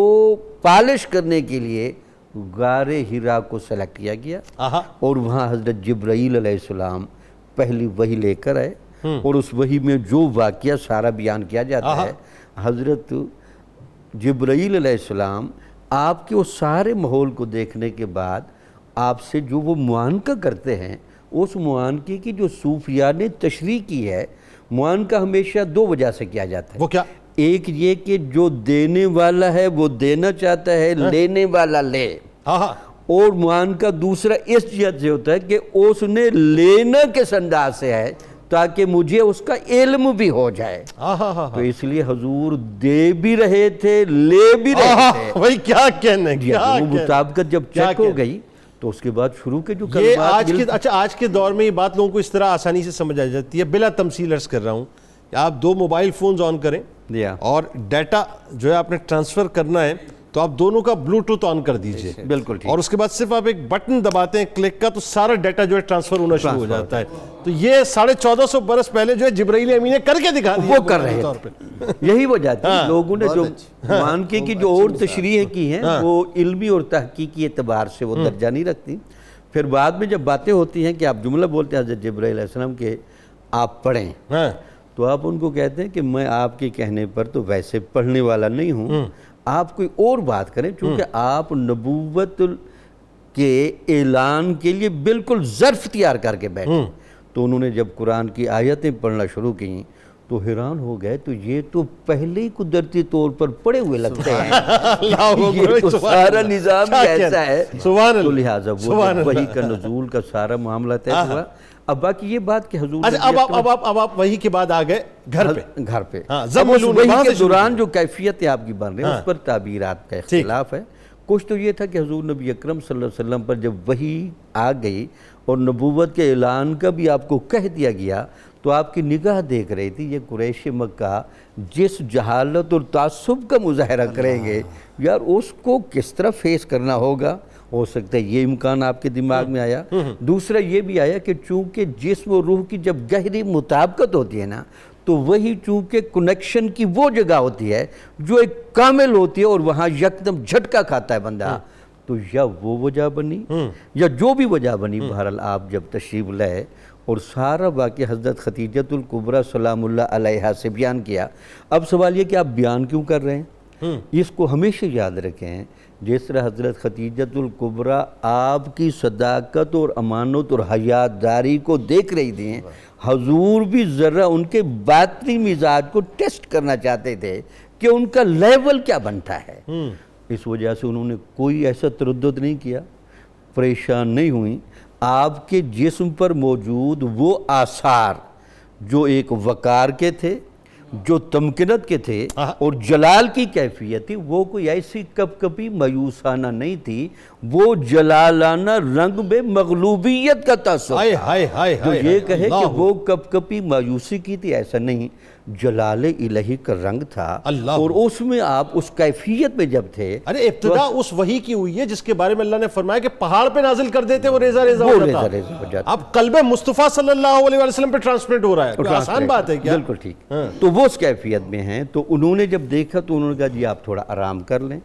تو انہوں نے پھر آپ پر کپڑا بھی ڈالا،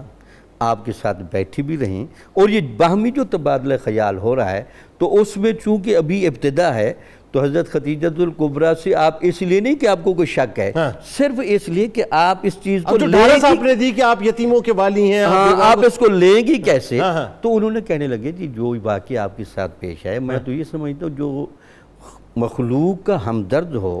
اور اخلاق کا اتنا اعلیٰ ہو اور یتیموں کی اور بیواؤں کی کفالت کرنا جانتا ہو، اس سے کیسے ہو سکتا ہے؟ آپ صلہ رحمی کرنے والے ہیں، رشتہ داروں کا خیال کرتے ہیں، لوگوں کا بوجھ اٹھاتے ہیں، لوگوں کا بوجھ اٹھاتے ہیں۔ پھر دیکھیں گہرائی دیکھیں حضرت خدیجۃ الکبریٰ کی تعاون کی، یہ علمی اور روحانی تعاون بھی دیکھیں، مالی تعاون تو ان کا چل ہی رہا تھا۔ انہوں نے کہا جی آپ کے بارے میں ورقہ بن نوفل سے بات کروں گی، پھر آپ کو ورقہ بن نوفل کے پاس لے گئیں، یہ صرف حضرت خدیجہ کی دل جوئی کے لیے تھا۔ میں آپ کو ایک بات بتاؤں ڈاکٹر صاحب، اس میں جو میں سمجھاؤں اس پورے واقعے کو، اور ظاہر ایک طفل مکتب کی حیثیت سے میرا تو نظریہ یہ کہتا ہے کہ یہاں سیدہ خدیجہ الکبریٰ سلام اللہ علیہا کی فراست اور ان کی جو نظر ہے بنیادی طور پہ، اس کو بنیادی طور پہ رہتی دنیا تک اللہ تبارک و تعالیٰ نے اشکار کرنا تھا، اور دوسرا یہ کہ رہتی دنیا تک یہ بھی بتانا تھا کہ دنیا کا سب سے بڑا مشن جو دین اسلام کی ترویج کی جہاں ابتدا ہو رہی ہے، اس کے لیے اللہ تعالیٰ نے اگر مشیر کے طور پہ کسی کو چنا ہے تو اسے خدیجہ الکبریٰ سلام اللہ علیہا کو چنا ہے۔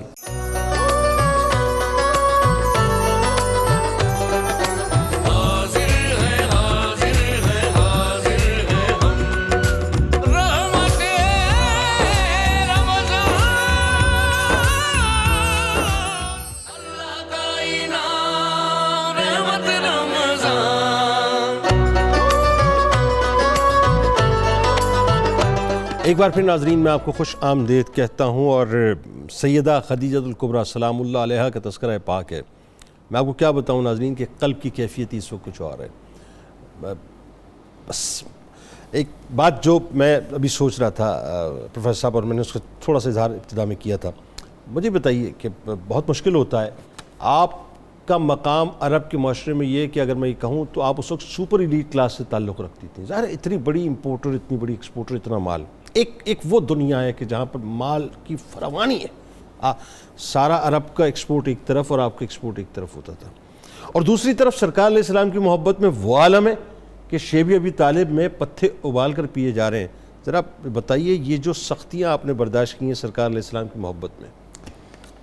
یہ ہمارے لیے سیدہ خدیجۃ الکبریٰ سلام اللہ علیہا نے ایک خوبصورت نمونہ عطا کیا ہے۔ کاش عورتیں سمجھ جائیں اس بات کو، یعنی پہلے دولت دے رہی ہیں اور دیکھ رہی ہیں کہ دگنا نفع ہوا ہے، پھر نکاح کر لیا ہے، اس بات پر زور دیتی ہیں کہ آپ کو بہت نفع ہوتا ہے، اس تجارت کو فروغ دیجیے، لیکن ان کی نگاہ حقیقت دیکھ رہی تھی کہ میں ان سے وابستہ ہو گئی ہوں جو دنیا میں آتے ہی زمین و آسمان کے خزانوں کی چابیاں لے کر آئے۔ اصل نفع تو یہ ہے، اور کتنی اچھی بات آپ نے فرمائی کہ وہ یہ بھی کر سکتی تھی کہ کہتی کہ ٹھیک ہے اب ساری ایکسپورٹ سنبھال لیں، میں سکون سے مزید بیٹھوں، اب مجھے اور شہزادی اور اس کو اور پھیلائیں اس مال کو، اب ہم اپنے مکانات سونے چاندی کیا اچھی بات آپ بتلا رہے ہیں، واہ واہ واہ۔ لیکن انہیں معلوم تھا اور حوالے کر دیا، اور پھر اللہ کے محبوب علیہ السلام نے جس انداز میں آپ کی دولت کو معاشرتی فلاح پر خرچ کیا، اور اس کا اظہار کر رہی ہیں سیدہ خدیجۃ الکبریٰ کہ اللہ آپ کو کبھی تنہا نہیں چھوڑے گا، آپ تو اس کے بندوں کے ساتھ اتنا پیار کرنے والے۔ اچھا یہ اس مال سے جو خرچ ہو رہا ہے اس پہ پھر اظہار بھی ہو رہا ہے، تُعِینُ عَلیٰ نَوَائِبِ الْحَقِّ، آپ سچائی میں کس طرح اپنا مال خرچ کرتے، لوگوں کا ساتھ دینے والے۔ اب 15 سال نبوت سے پہلے کے اور 7 سال بعد کے 22 سال کی رفاقت نے سیدہ خدیجہ 25 برس کی تقریباً 10واں سن نبوی 10 تک تو رہے نا اس میں، لیکن ساتھ میں یہ شیب ابی طالب شیب ابی طالب کا 3 سال وہ بعد میں بیان کریں، شروع ہوا، تو وہ سب کچھ دیکھ چکی تھی. ہاں 22 برس یعنی وہ ہیں کہ جس میں مال کی فراوانی اور ساری چیز. ٹھیک، بالکل صحیح ہے. ٹھیک. اب جب مشکل وقت آیا اور عرب جانتے تھے، انہیں معلوم تھا کہ ایک طرف خدیجۃ الکبریٰ ہیں اور ایک طرف ابو طالب ہیں، ان کے ہوتے ہوئے ہمارے سارے حربے، ساری تدبیریں، ساری مکاریاں ناکام جائیں گی. ٹھیک ہے. انہوں نے مقاطع کیا. اب اس مقاطع کے بعد جب سیدہ خدیجۃ الکبریٰ حضور نبی اکرم رحمت عالم صلی اللہ علیہ وسلم کے ساتھ اس غار میں جاتی ہے، کس طرح کلیجے پر ہاتھ پڑتا ہے کہ امام المرسلین صلی اللہ علیہ وسلم مقام محمود کے مالک کانٹے دار کڑوے درختوں کے پتے ابال کر پیے جا رہے ہیں. اللہ. اور اس اثناء میں ایک مرتبہ حکیم بن حزام کچھ کھانے پینے کی چیزیں لے کر اپنی پھپھو کے پاس جانے لگے. راستے میں ابو جہل نے دیکھ لیا، اس نے روکنے کی کوشش کی، تو اس وقت ابو البختری سامنے آ گئے اور کہنے لگے کہ یہ کیا ہے؟ اگر وہ اپنی عزیزہ کے پاس کچھ کھانے پہ کوئی انسانیت بھی ہوتی ہے، تم نے یہ کیا ایک پروپیگنڈا کر رکھا ہے، ڈھونگ رچا رکھا ہے کہ تم نے ان کو بلا وجہ اتنی ظلم میں رکھا ہے. لیکن سیدہ خدیجۃ الکبریٰ کو جتنی بھی عقیدت پیش کریں، جس قدر بھی خراج پیش یعنی اس کیا حد جائے، تک سماجی مقاطعہ کیا ہوا تھا کہ کوئی چیز پہنچتی نہیں تھی اور کئی روز بھوکے اور چمڑے ابال کر اس کو کئی دن تک گزارا کرنا، کیا مطلب یہ تصور سے باہر اور بات ہے. اسی اثناء میں جب سیدہ خدیجۃ الکبریٰ سلام اللہ علیہا کا انتقال ہوتا ہے تو نبی رحمت صلی اللہ علیہ وسلم نے اس زوجہ مطہرہ کو، امہات المومنین کی بھی سردار کو، تمام مومن عورتوں کی سردار کو جو محبت کا انداز دیا کہ قبر خود تیار کی، قبر میں لیٹے اور جنون میں آج بھی آپ کی قبر مبارک جنت المالا. اللہ مکے میں. اچھا پیر صاحب اب ذرا یہ بتائیے کہ وقت چونکہ کم ہے، آپ کو جو فضیلتیں عطا ہوئی اس میں اولیات آپ کی ہیں، وہ ذرا بیان کیجیے. حافظ ابن کثیر علیہ رحمت نے 9 اولیات حضرت خدیجۃ الکبریٰ سلام اللہ علیہ کی بیان کی ہیں.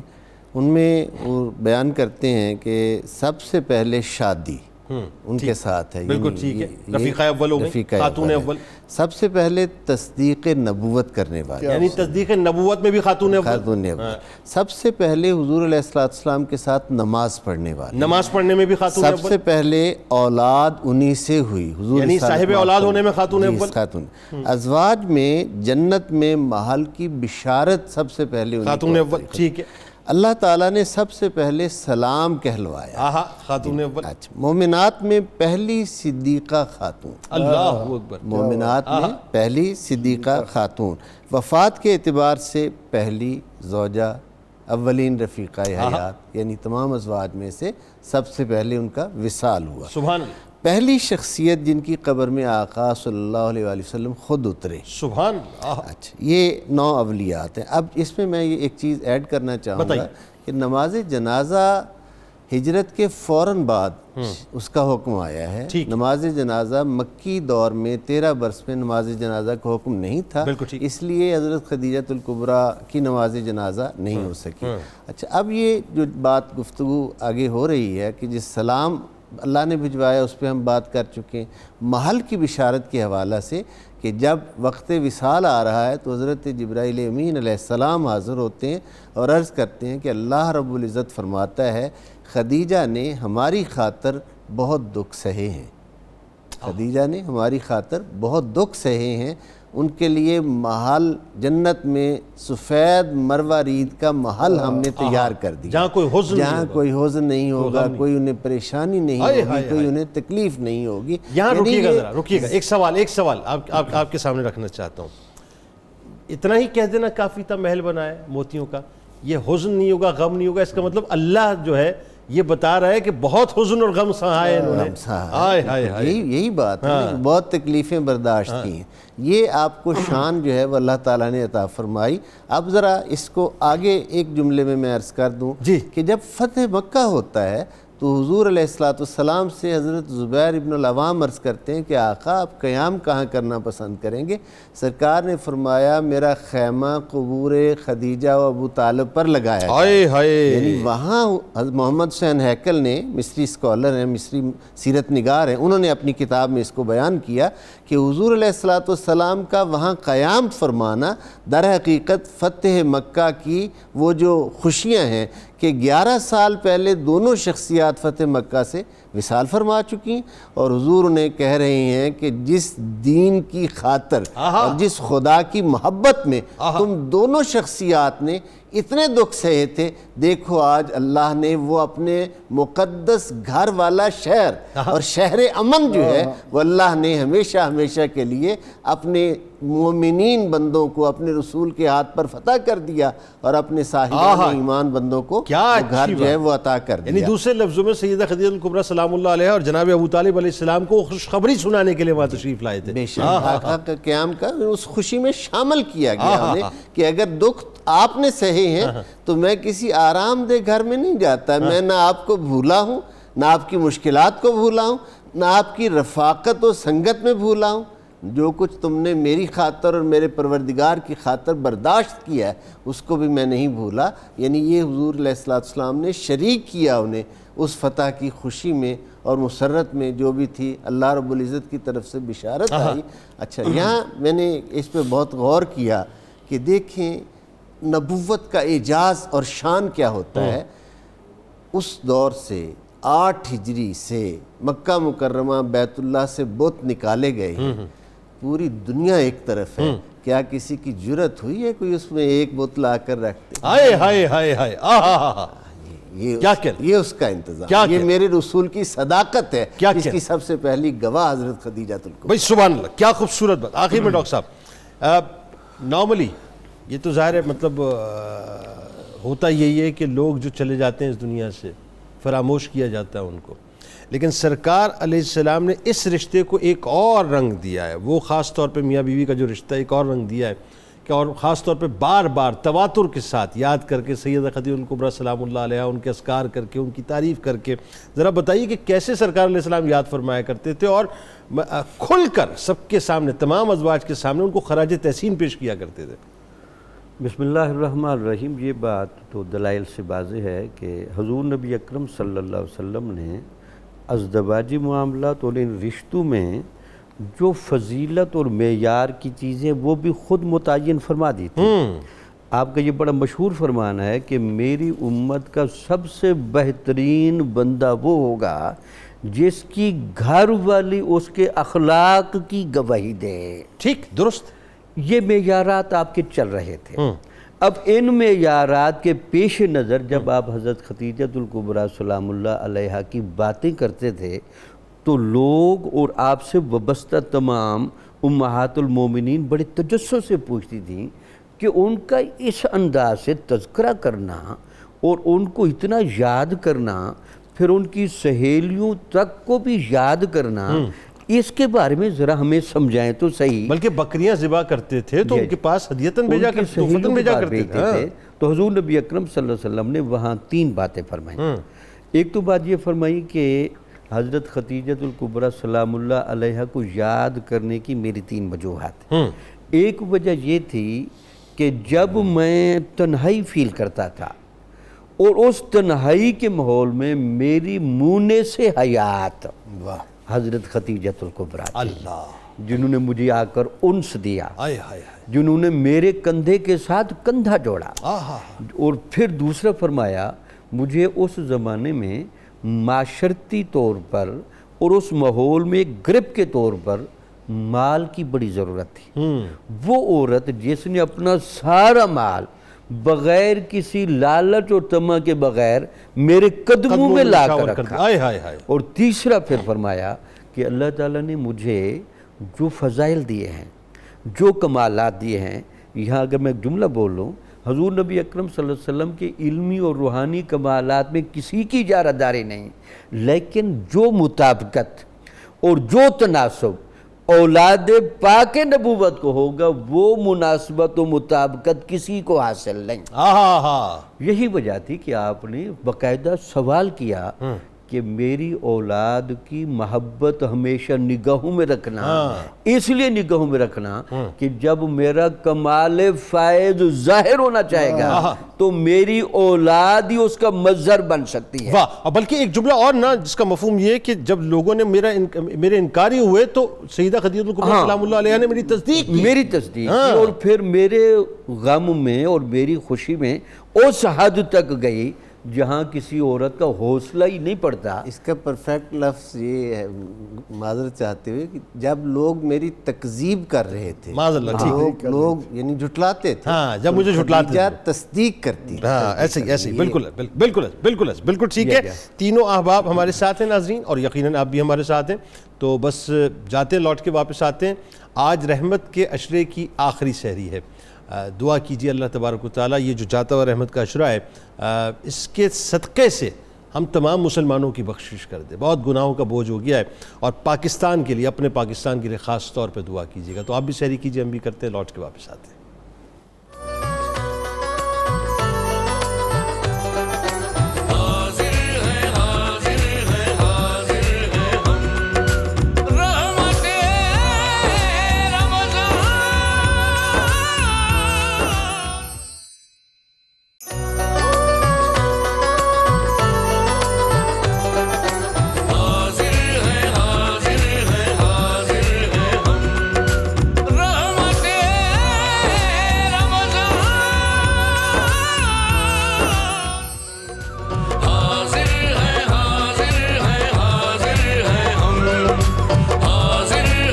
ایک بار پھر ناظرین میں آپ کو خوش آمدید کہتا ہوں۔ رحمت رمضان کی خصوصی براہ راست نشریات ہے، قصص القرآن کا موقع ہے، اور آج حضرت یوسف علیہ السلام کے قصے کا دوسرا حصہ انشاءاللہ بیان کریں گے۔ اور آج کا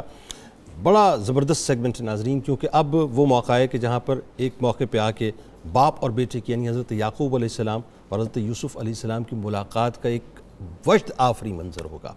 اچھا، کل بات جہاں رکی تھی وہاں یہ تھا کہ بادشاہ نے خواب دیکھا اور خواب کی تعبیر معلوم کرنا چاہی، تو حضرت یوسف علیہ السلام کے پاس ظاہر وہ خواب بتایا کہ اب وہیں سے سلسلے کو جوڑتے ہیں۔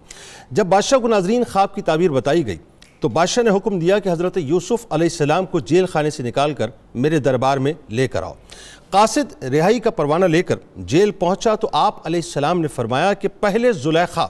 اور دوسری عورتوں کے ذریعے میری بے گناہی اور پاک دامنی کا اظہار کرا لیا جائے، اس کے بعد ہی میں جیل سے باہر نکلوں گا۔ یعنی یہ وہ موقع ہے ناظرین جو بہت ہی سمجھنے کی اس وقت ضرورت ہے کہ کسی پر اگر غلط ایلیگیشن لگ جائے اور پھر ظاہر ہے اس ایلیگیشن کو اگر صاف نہ کیا جائے تو زندگی بھر ایک اسپاٹ رہ جاتا ہے۔ کجا اس کے کہ نبی کی بات ہو تو پہلے اس اسپاٹ کو ختم کرنا ضروری تھا، اس ایلیگیشن کو واضح کرنا ضروری تھا کہ یہ ایک جال سازی تھی، میرے اوپر ایک تہمت تھی، اس کے بعد آ کر وہ اپنے منصب کو سنبھالتے۔ چنانچہ ناظرین بادشاہ نے اس بات کی تحقیق کرائی تو تحقیقات کے دوران زلیخا نے اقرار کر لیا کہ میں نے خود ہی حضرت یوسف علیہ السلام کو پھسلایا تھا، یہ سب خطا میری ہے۔ حضرت یوسف علیہ السلام سچے بھی ہیں اور پاک دامن بھی ہیں۔ اس کے بعد بادشاہ نے حضرت یوسف علیہ السلام کو دربار میں بلا کر کہہ دیا کہ آپ ہمارے معتمد ہیں اور ہمارے دربار کے معزز ہیں۔ حضرت یوسف علیہ السلام نے فرمایا کہ آپ زمین کے خزانوں کا جو انتظامی امور ہے اور حفاظتی نظام کے انتظام ہیں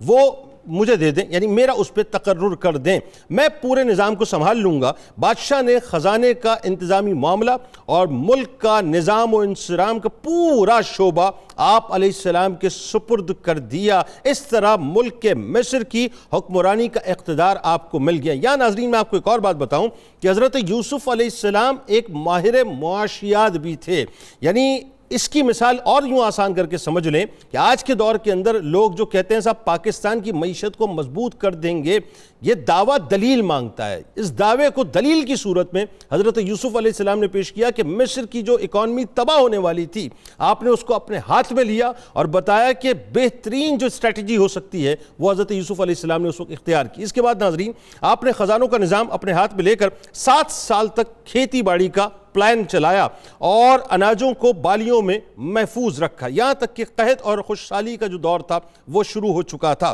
ہر طرف قحط سالی تھی، پوری سلطنت کے لوگ غلے کی خریداری کے لیے مصر آنا شروع ہو گئے اور آپ نے غلوں کی فروخت شروع کر دی۔ اسی سلسلے میں ناظرین، آپ کے جو بھائی تھے وہ کنعان سے مصر آئے، وہ کنعان میں رہتے تھے، کنعان سے مصر آئے۔ حضرت یوسف علیہ السلام نے تو ان لوگوں کو دیکھتے ہی پہلی ہی نظر میں پہچان لیا، مگر آپ کے بھائیوں نے آپ کو بالکل بھی نہ پہچانا۔ آپ نے ان لوگوں کو غلہ دے دیا، پھر فرمایا کہ تمہارا ایک بھائی بنیامین ہے، آئندہ اس کو بھی اپنے ساتھ لیتے آنا۔ یعنی یہ سوال کرنے کے بعد بھی ان کے بھائیوں کو یہ شائبہ نہ ہوا کہ بھئی بنیامین کو یہ کیسے جانتے ہیں، لیکن وہی بات ہے، اللہ کا ایک پلان ہے، ایک ڈیوائن پلان ہے، اس کے تحت ساری بات چل رہی ہے۔ ناظرین،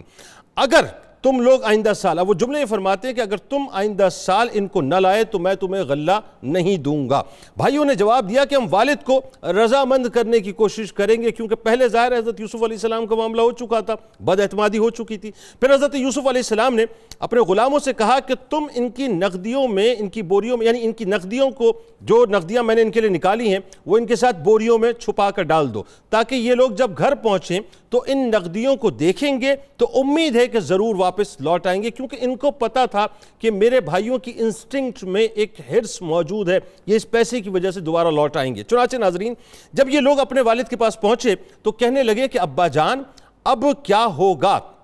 عزیز مصر نے تو یہ کہہ دیا ہے کہ جب تک تم لوگ بنیامین کو ساتھ نہ لاؤ گے تو تمہیں غلہ نہیں ملے گا، لہٰذا آپ بنیامین کو ہمارے ساتھ بھیج دیں تاکہ ہم ان کے حصے کا غلہ لے لیں اور آپ اطمینان رکھیں۔ اب وہ ظاہر ہے ان کو ایشورنس تو دینی تھی، اعتماد دینا تھا، پہلے ظاہر ایک معاملہ ہو چکا تھا، تو انہوں نے کہا کہ آپ اطمینان رکھیں، ہم لوگ ان کی حفاظت کریں گے۔ اس کے بعد جب ان لوگوں نے اپنی بوریوں کو کھولا تو حیران و ششدر رہ گئے کہ ان کی رقمیں اور نقدیاں سب کا سب بوری کے اندر موجود تھا۔ یہ دیکھ کر برادران یوسف نے پھر اپنے والد سے کہا کہ ابا جان اس سے بڑھ کر اچھا سلوک اور کیا چاہیے؟ دیکھ لیجئے کہ عزیز مصر نے ہم کو پورا غلہ بھی دیا اور ہماری نقدیوں کو بھی ہم کو لوٹا دیا، لہذا بلا خوف و خطر ہمارے بھائی بنیامین کو ہمارے ساتھ بھیج دیجئے۔ حضرت یعقوب علیہ السلام نے فرمایا کہ میں ایک مرتبہ یوسف کے معاملے میں تم لوگوں پر بھروسہ کر چکا ہوں، تو تم لوگوں نے کیا کر ڈالا تھا، تو اب دوبارہ تم لوگوں پر میں کیسے بھروسہ کر لوں؟ میں اس طرح بنیامین کو ہرگز تم لوگوں کے ساتھ نہیں بھیجوں گا، لیکن ہاں اگر تم لوگ حلف اٹھا کر میرے سامنے عہد کرو تو البتہ میں اس کو بھیج سکتا ہوں۔ یہ سن کر تمام بھائیوں نے حلف لیا اور عہد کیا کہ انشاءاللہ ہم اس کی حفاظت کریں گے، اور آپ نے ان لوگوں کے ساتھ بنیامین کو بھیج دیا۔ جب یہ لوگ عزیز مصر کے دربار میں پہنچے تو حضرت یوسف علیہ السلام نے اپنے بھائی کو اپنی مسند پر بٹھا لیا اور چپکے سے ان کے کان میں کہا کہ میں تمہارا بھائی یوسف ہوں، لہذا تم کو کوئی فکر کرنے کی ضرورت نہیں، یعنی کوئی غم نہ کرنا۔ اور پھر آپ نے سب کو اناج دیا اور سب نے اپنی اپنی بوریوں کو سنبھال لیا۔ جب سب چلنے لگے تو آپ نے بنیامین کو اپنے پاس روک لیا۔ اب برادران یوسف سخت پریشان ہو گئے، ظاہر کمٹمنٹ کر کے آئے تھے، اپنے والد کے روبرو یہ عہد کر کے آئے تھے کہ ہم اپنی جان پر کھیل جائیں گے لیکن بنیامین کی حفاظت کریں گے، اور یہاں بنیامین ان کے ہاتھ سے چھین لیے گئے تھے۔ اب گھر جا کر ظاہر کر کیسے جواب دیں گے، کیا بات کریں گے، یا جب سوال کیا جائے گا تو اس کے بدلے میں ہمیں کیا کہنا ہوگا، یہ سارے خیالات ان کے ذہن میں گھوم رہے تھے۔ یہ معاملہ دیکھ کے ناظرین سب سے بڑے بھائی یہودا کہنے لگا کہ اے میرے بھائیوں، سوچو کہ تم لوگ والد صاحب کو کیا عہد و پیمان دے کر آئے ہو، اور اس سے پہلے تم لوگ اپنے بھائی یوسف کے ساتھ کتنی بڑی تقصیر کر چکے ہو، لہٰذا میں تو جب تک والد صاحب کا حکم نہ سن لوں میں اس زمین سے نہیں ہٹ سکتا۔ ہاں تم لوگ گھر جاؤ اور والد صاحب سے سارا ماجرا عرض کر دو۔ چنانچہ یہودا کے سوا ناظرین دوسرے سب بھائی گھر میں لوٹ آئے اور اپنے والد صاحب کو سارا حال بیان کر دیا۔ تو حضرت یعقوب علیہ السلام نے فرمایا کہ یوسف کی طرح بنیامین کے معاملے میں بھی تم لوگ ہیلہ سازی کر رہے ہو، تو خیر میں صبر کرتا ہوں، اور صبر بہت اچھی چیز ہے۔ آپ قربان جائیں یعقوب علیہ السلام پر کہ جتنا صبر کا مظاہرہ آپ نے کیا ہے ناظرین، یہ بنیادی طور پہ ہمارے لیے بھی بہت بڑا درس ہے کہ ہمیں اپنی زندگیوں کے اندر صبر کو پیدا کرنا چاہیے۔ پھر آپ نے منہ پھیر لیا اور آپ نے رونا شروع کر دیا اور آپ نے فرمایا کہ ہائے افسوس، اور حضرت یوسف علیہ السلام کو یاد کر کے اتنا روئے کہ شدت غم سے آپ نڈھال ہو گئے اور روتے روتے آنکھیں آپ کی سفید ہو گئیں۔ آپ کی زبان سے یوسف کا نام سن کر، یعنی حضرت یوسف علیہ السلام کا نام سن کر، حضرت یعقوب علیہ السلام سے ان کے بیٹوں اور پوتوں نے کہا کہ ابا جان، آپ ہمیشہ یوسف کو یاد کرتے رہیں گے یہاں تک کہ آپ کے لب گور ہو جائیں یا جان سے گزر جائیں؟ اپنے بیٹوں اور پوتوں کی بات سن کر آپ نے فرمایا کہ میں اپنے غم و پریشانی کی فریاد اللہ ہی سے کرتا ہوں، اور میں جو کچھ جانتا ہوں وہ تم لوگوں کو معلوم نہیں ہے۔ یعنی یہاں پر آپ نے ایک اشارہ دے دیا، ایک انٹیوشن دے دی کہ مجھے معلوم ہے سب، میں جانتا ہوں لیکن میں اس کا اظہار نہیں کر رہا۔ اے میرے بیٹوں، تم لوگ جاؤ اور یوسف اور اس کے بھائی بنیامین کو تلاش کرو اور خدا کی رحمت سے مایوس مت ہو جاؤ۔ یعنی اب بھی آپ کو یہ یقین ہے کہ یوسف علیہ السلام جو ہیں وہ مل جائیں گے، کیونکہ خدا کی رحمت سے مایوس ہو جانا کافروں کا کام ہے۔ چنانچہ برادران یوسف پھر مصر کو روانہ ہوئے اور جا کر عزیز مصر سے کہا کہ اے عزیز مصر، ہمارے گھر والوں کو بہت بڑی مصیبت پہنچ گئی ہے اور ہم چند کھوٹے سکے لے کر آئے ہیں، لہٰذا بطور خیرات کے کچھ غلہ ہمیں دے دیجئے۔ اپنے بھائیوں کی زبان سے گھر کی داستان اور خیرات کا لفظ سن کر حضرت یوسف علیہ السلام پر ایک رقت طاری ہو گئی اور آپ نے بھائیوں سے پوچھا کہ تم لوگوں کو یاد ہے کہ تم لوگوں نے یوسف اور اس کے بھائی بنیامین کے ساتھ کیا سلوک کیا تھا؟ یہ سن کر بھائیوں نے حیران ہو کر پوچھا کہ سچ مچ آپ یوسف ہی ہیں؟ تو آپ نے فرمایا کہ ہاں، میں ہی یوسف ہوں، بنیامین میرا بھائی ہے۔ اللہ تبارک و تعالیٰ نے ہم پر بڑا فضل و احسان فرمایا ہے۔ یہ سن کر بھائیوں نے نہایت شرمندگی اور لجاجت کے ساتھ کہنا شروع کیا کہ بلا شبہ ہم لوگ واقعی بہت بڑے خطا کار ہیں۔ اللہ تبارک و تعالیٰ نے آپ کو ہم لوگوں پر بہت بڑی فضیلت بخشی ہے۔ بھائیوں کی شرمندگی دیکھ کر اس سے متاثر ہو کر آپ کا دل بھر آیا۔ ظاہر ہے نبی ہیں، نبی تو معاف کرنا جانتے ہیں۔ آپ نے فرمایا کہ آج میں تم لوگوں کو ملامت نہیں کروں گا، جاؤ، میں نے سب کچھ معاف کر دیا، اللہ تبارک و تعالیٰ تمہیں معاف فرمائے گا، اور اب تم لوگ میرا یہ کرتا لے جاؤ اور گھر کی طرف جاؤ۔ یہ وہ جملے تھے ناظرین جس کو سرکار مدینہ صلی اللہ علیہ وآلہ وسلم نے مکے میں یعنی فتح مکہ کے وقت کوٹ کیا تھا کہ جس طرح یوسف علیہ السلام نے اپنے بھائیوں کو معاف کیا تھا، لا تثریب علیکم اليوم کہہ کر آپ نے معاف کیا تھا کہ آج مواخذے کا دن نہیں، آج معافی کا دن ہے۔ بہرحال ابا جان کے چہرے پر یہ کرتا ڈال دینا تو ان کی آنکھوں میں روشنی آ جائے گی، پھر تم لوگ سب گھر والوں کو ساتھ لے کر مصر چلے آنا۔ اب بڑا زبردست ناظرین سمجھ لیجئے کہ موقع آنے والا ہے، میرے ساتھ آپ نے رہنا ہے۔ بڑا بھائی یہودا یہ کہنے لگا کہ یہ کرتا میں لے کر جاؤں گا، کیونکہ حضرت یوسف کا کرتا بکری کے خون میں رنگ کر میں ہی ان کے پاس لے گیا تھا، تو جس طرح میں نے انہیں وہ کرتا دے کر غمگین کیا تھا، آج یہ کرتا لے جا کر میں ہی ان کو خوش کر دوں گا۔ چنانچہ اللہ تبارک و تعالیٰ نے قرآن مجید میں فرمایا کہ پھر جب خوشی سنانے والا یہودا آیا، اس نے وہ کرتا حضرت یعقوب علیہ السلام کے منہ پر ڈالا، اس وقت ان کی آنکھوں میں پھر روشنی آ گئی اور انہوں نے فرمایا کہ میں نہ کہتا تھا کہ مجھے اللہ کی شانیں معلوم ہیں جو تم نہیں جانتے؟ یہودا مصر سے حضرت یعقوب علیہ السلام کا کرتا لے کر جیسے ہی کنان کی طرف چلا ناظرین، تو حضرت یعقوب علیہ السلام نے کنان میں بیٹھے ہوئے حضرت یوسف علیہ السلام کی خوشبو سونگھ لی۔ یہ باپ بیٹے کی اب محبت ہے جو آگے واضح ہونے والی ہے۔ پھر مصر کو روانگی کا سامان ہونے لگا ناظرین۔ حضرت یوسف علیہ السلام نے اپنے والد اور سب اہل و عیال کو لانے کے لیے بھائیوں کے ساتھ 2 سواریاں بھی بھیجی تھیں۔ حضرت یعقوب علیہ السلام نے اپنے گھر والوں کو جمع کیا جو کل تقریباً 72 یا 73 آدمی بنتے تھے، جن کو ساتھ لے کر آپ مصر کی طرف روانہ ہو گئے۔ مگر اللہ تبارک و تعالیٰ نے آپ کی نسل میں اتنی برکت عطا فرمائی کہ حضرت موسیٰ علیہ السلام کے وقت جب بنی اسرائیل مصر سے نکالے گئے تو ان کی تعداد آپ جانتے ہیں ناظرین، جب میدان تی کی طرف وہ گئے تھے تو 6 لاکھ سے زیادہ تھی۔ یعنی حالانکہ حضرت موسیٰ علیہ السلام کا زمانہ حضرت یعقوب علیہ السلام کے مصر جانے سے تقریباً 400 سال بعد کا زمانہ ہے۔ جب حضرت یعقوب علیہ السلام اپنے اہل و عیال کے ساتھ مصر کے قریب پہنچے تو حضرت یوسف علیہ السلام نے 4000 کا لشکر اور بہت سے مصری سواروں کو ساتھ لے کر آپ کا استقبال کیا۔ یعنی ایک پروٹوکول جو ایک بیٹا اپنے باپ کے لیے سیٹ کر سکتا ہے ناظرین، اب وہ پروٹوکول حضرت یوسف علیہ السلام اپنے والد کے استقبال کے لیے سیٹ کر رہے ہیں۔ اور ایک عجیب کیفیت تھی کہ ریشمی جھنڈے لوگوں کے ہاتھ میں ہیں، قیمتی پرچم لہراتے ہوئے لوگ آ رہے ہیں، قطار در قطار باندھے ہوئے ہیں، اور عالم یہ ہے کہ مصر کے باشندے ایک جلوس کی صورت میں روانہ ہوئے ہیں۔ حضرت یعقوب علیہ السلام اپنے فرزند یہودا کے ہاتھ پر ٹیک لگائے ہوئے تشریف فرمائے، یعنی انتہائی، یعنی سمجھ لیجئے کہ بڑی ایک عجیب کیفیت ہے، اور اس کے اندر آپ ٹیک لگا کے پروٹوکول کے ساتھ بیٹھے ہوئے ہیں۔ جب ان لشکروں اور سواروں پر نظر پڑی تو آپ نے دریافت فرمایا کہ کیا یہ فرعون مصر کا لشکر ہے؟ تو یہودا نے عرض کیا کہ جی نہیں، یہ آپ کے فرزند حضرت یوسف علیہ السلام ہیں جو اپنے لشکروں اور سواروں کے ساتھ آپ کے استقبال کے لیے جمع ہیں۔ بس ناظرین، کچھ لمحے کہ بیٹے کا استقبال، یعنی بیٹا اپنے باپ کا استقبال کرنے والا ہے۔ آپ متعجب ہو کر حضرت جبرائیل، یعنی اس وقت آپ ایک متعجب ہو کر جب دیکھتے ہیں تو حضرت جبرائیل علیہ السلام نے فرمایا کہ اللہ کے نبی ذرا سر اٹھا کر فضائے آسمانی کی جانب دیکھیے اور نظر دوڑائیے، آپ کے لیے شادمانی، یعنی آپ کی شادمانی میں شرکت کے لیے ملائکہ کا جم غفیر اس وقت زمین سے لے کے آسمان تک موجود ہے، جو مدتوں سے آپ کے غم میں روتے تھے۔ ملائکہ کی تسبیح اور گھوڑوں کی انہناٹ اور طبل و بوق کی آوازیں سن کر ناظرین ایک عجیب سما پیدا ہو چکا تھا۔ جب باپ بیٹے دونوں قریب آئے، حضرت یوسف علیہ السلام نے سلام کا ارادہ کیا تو حضرت جبرائیل علیہ السلام نے کہا کہ آپ ذرا توقف کیجئے، آج کی سلسلہ اور ہے، یعنی آج کیفیت یہ ہے کہ ایک سلام ہوگا لیکن سلام کسی اور کی طرف سے ہوگا۔ چنانچہ حضرت یعقوب علیہ السلام نے ان الفاظ میں اپنے بیٹے کو سلام کیا کہ اے تمام غموں کو دور کرنے والے، آپ پر سلام ہو، یعنی باپ آج بیٹے کو سلام کر رہا ہے کہ تمام غموں کو دور کرنے والے آج تجھ پر سلام ہو۔ پھر باپ بیٹوں نے ناظرین نہایت گرم جوشی کے ساتھ معانقہ کیا، دونوں ایک دوسرے کے سینے لگے، فرحت مسرت میں خوب روتے رہے۔ پھر ایک استقبالیہ خیمے میں تشریف لے گئے جو خوب مزین تھا، آراستہ و پیراستہ تھا۔ وہاں تھوڑی دیر ٹھہرنے کے بعد جب شاہی محل میں رونق افروز ہوئے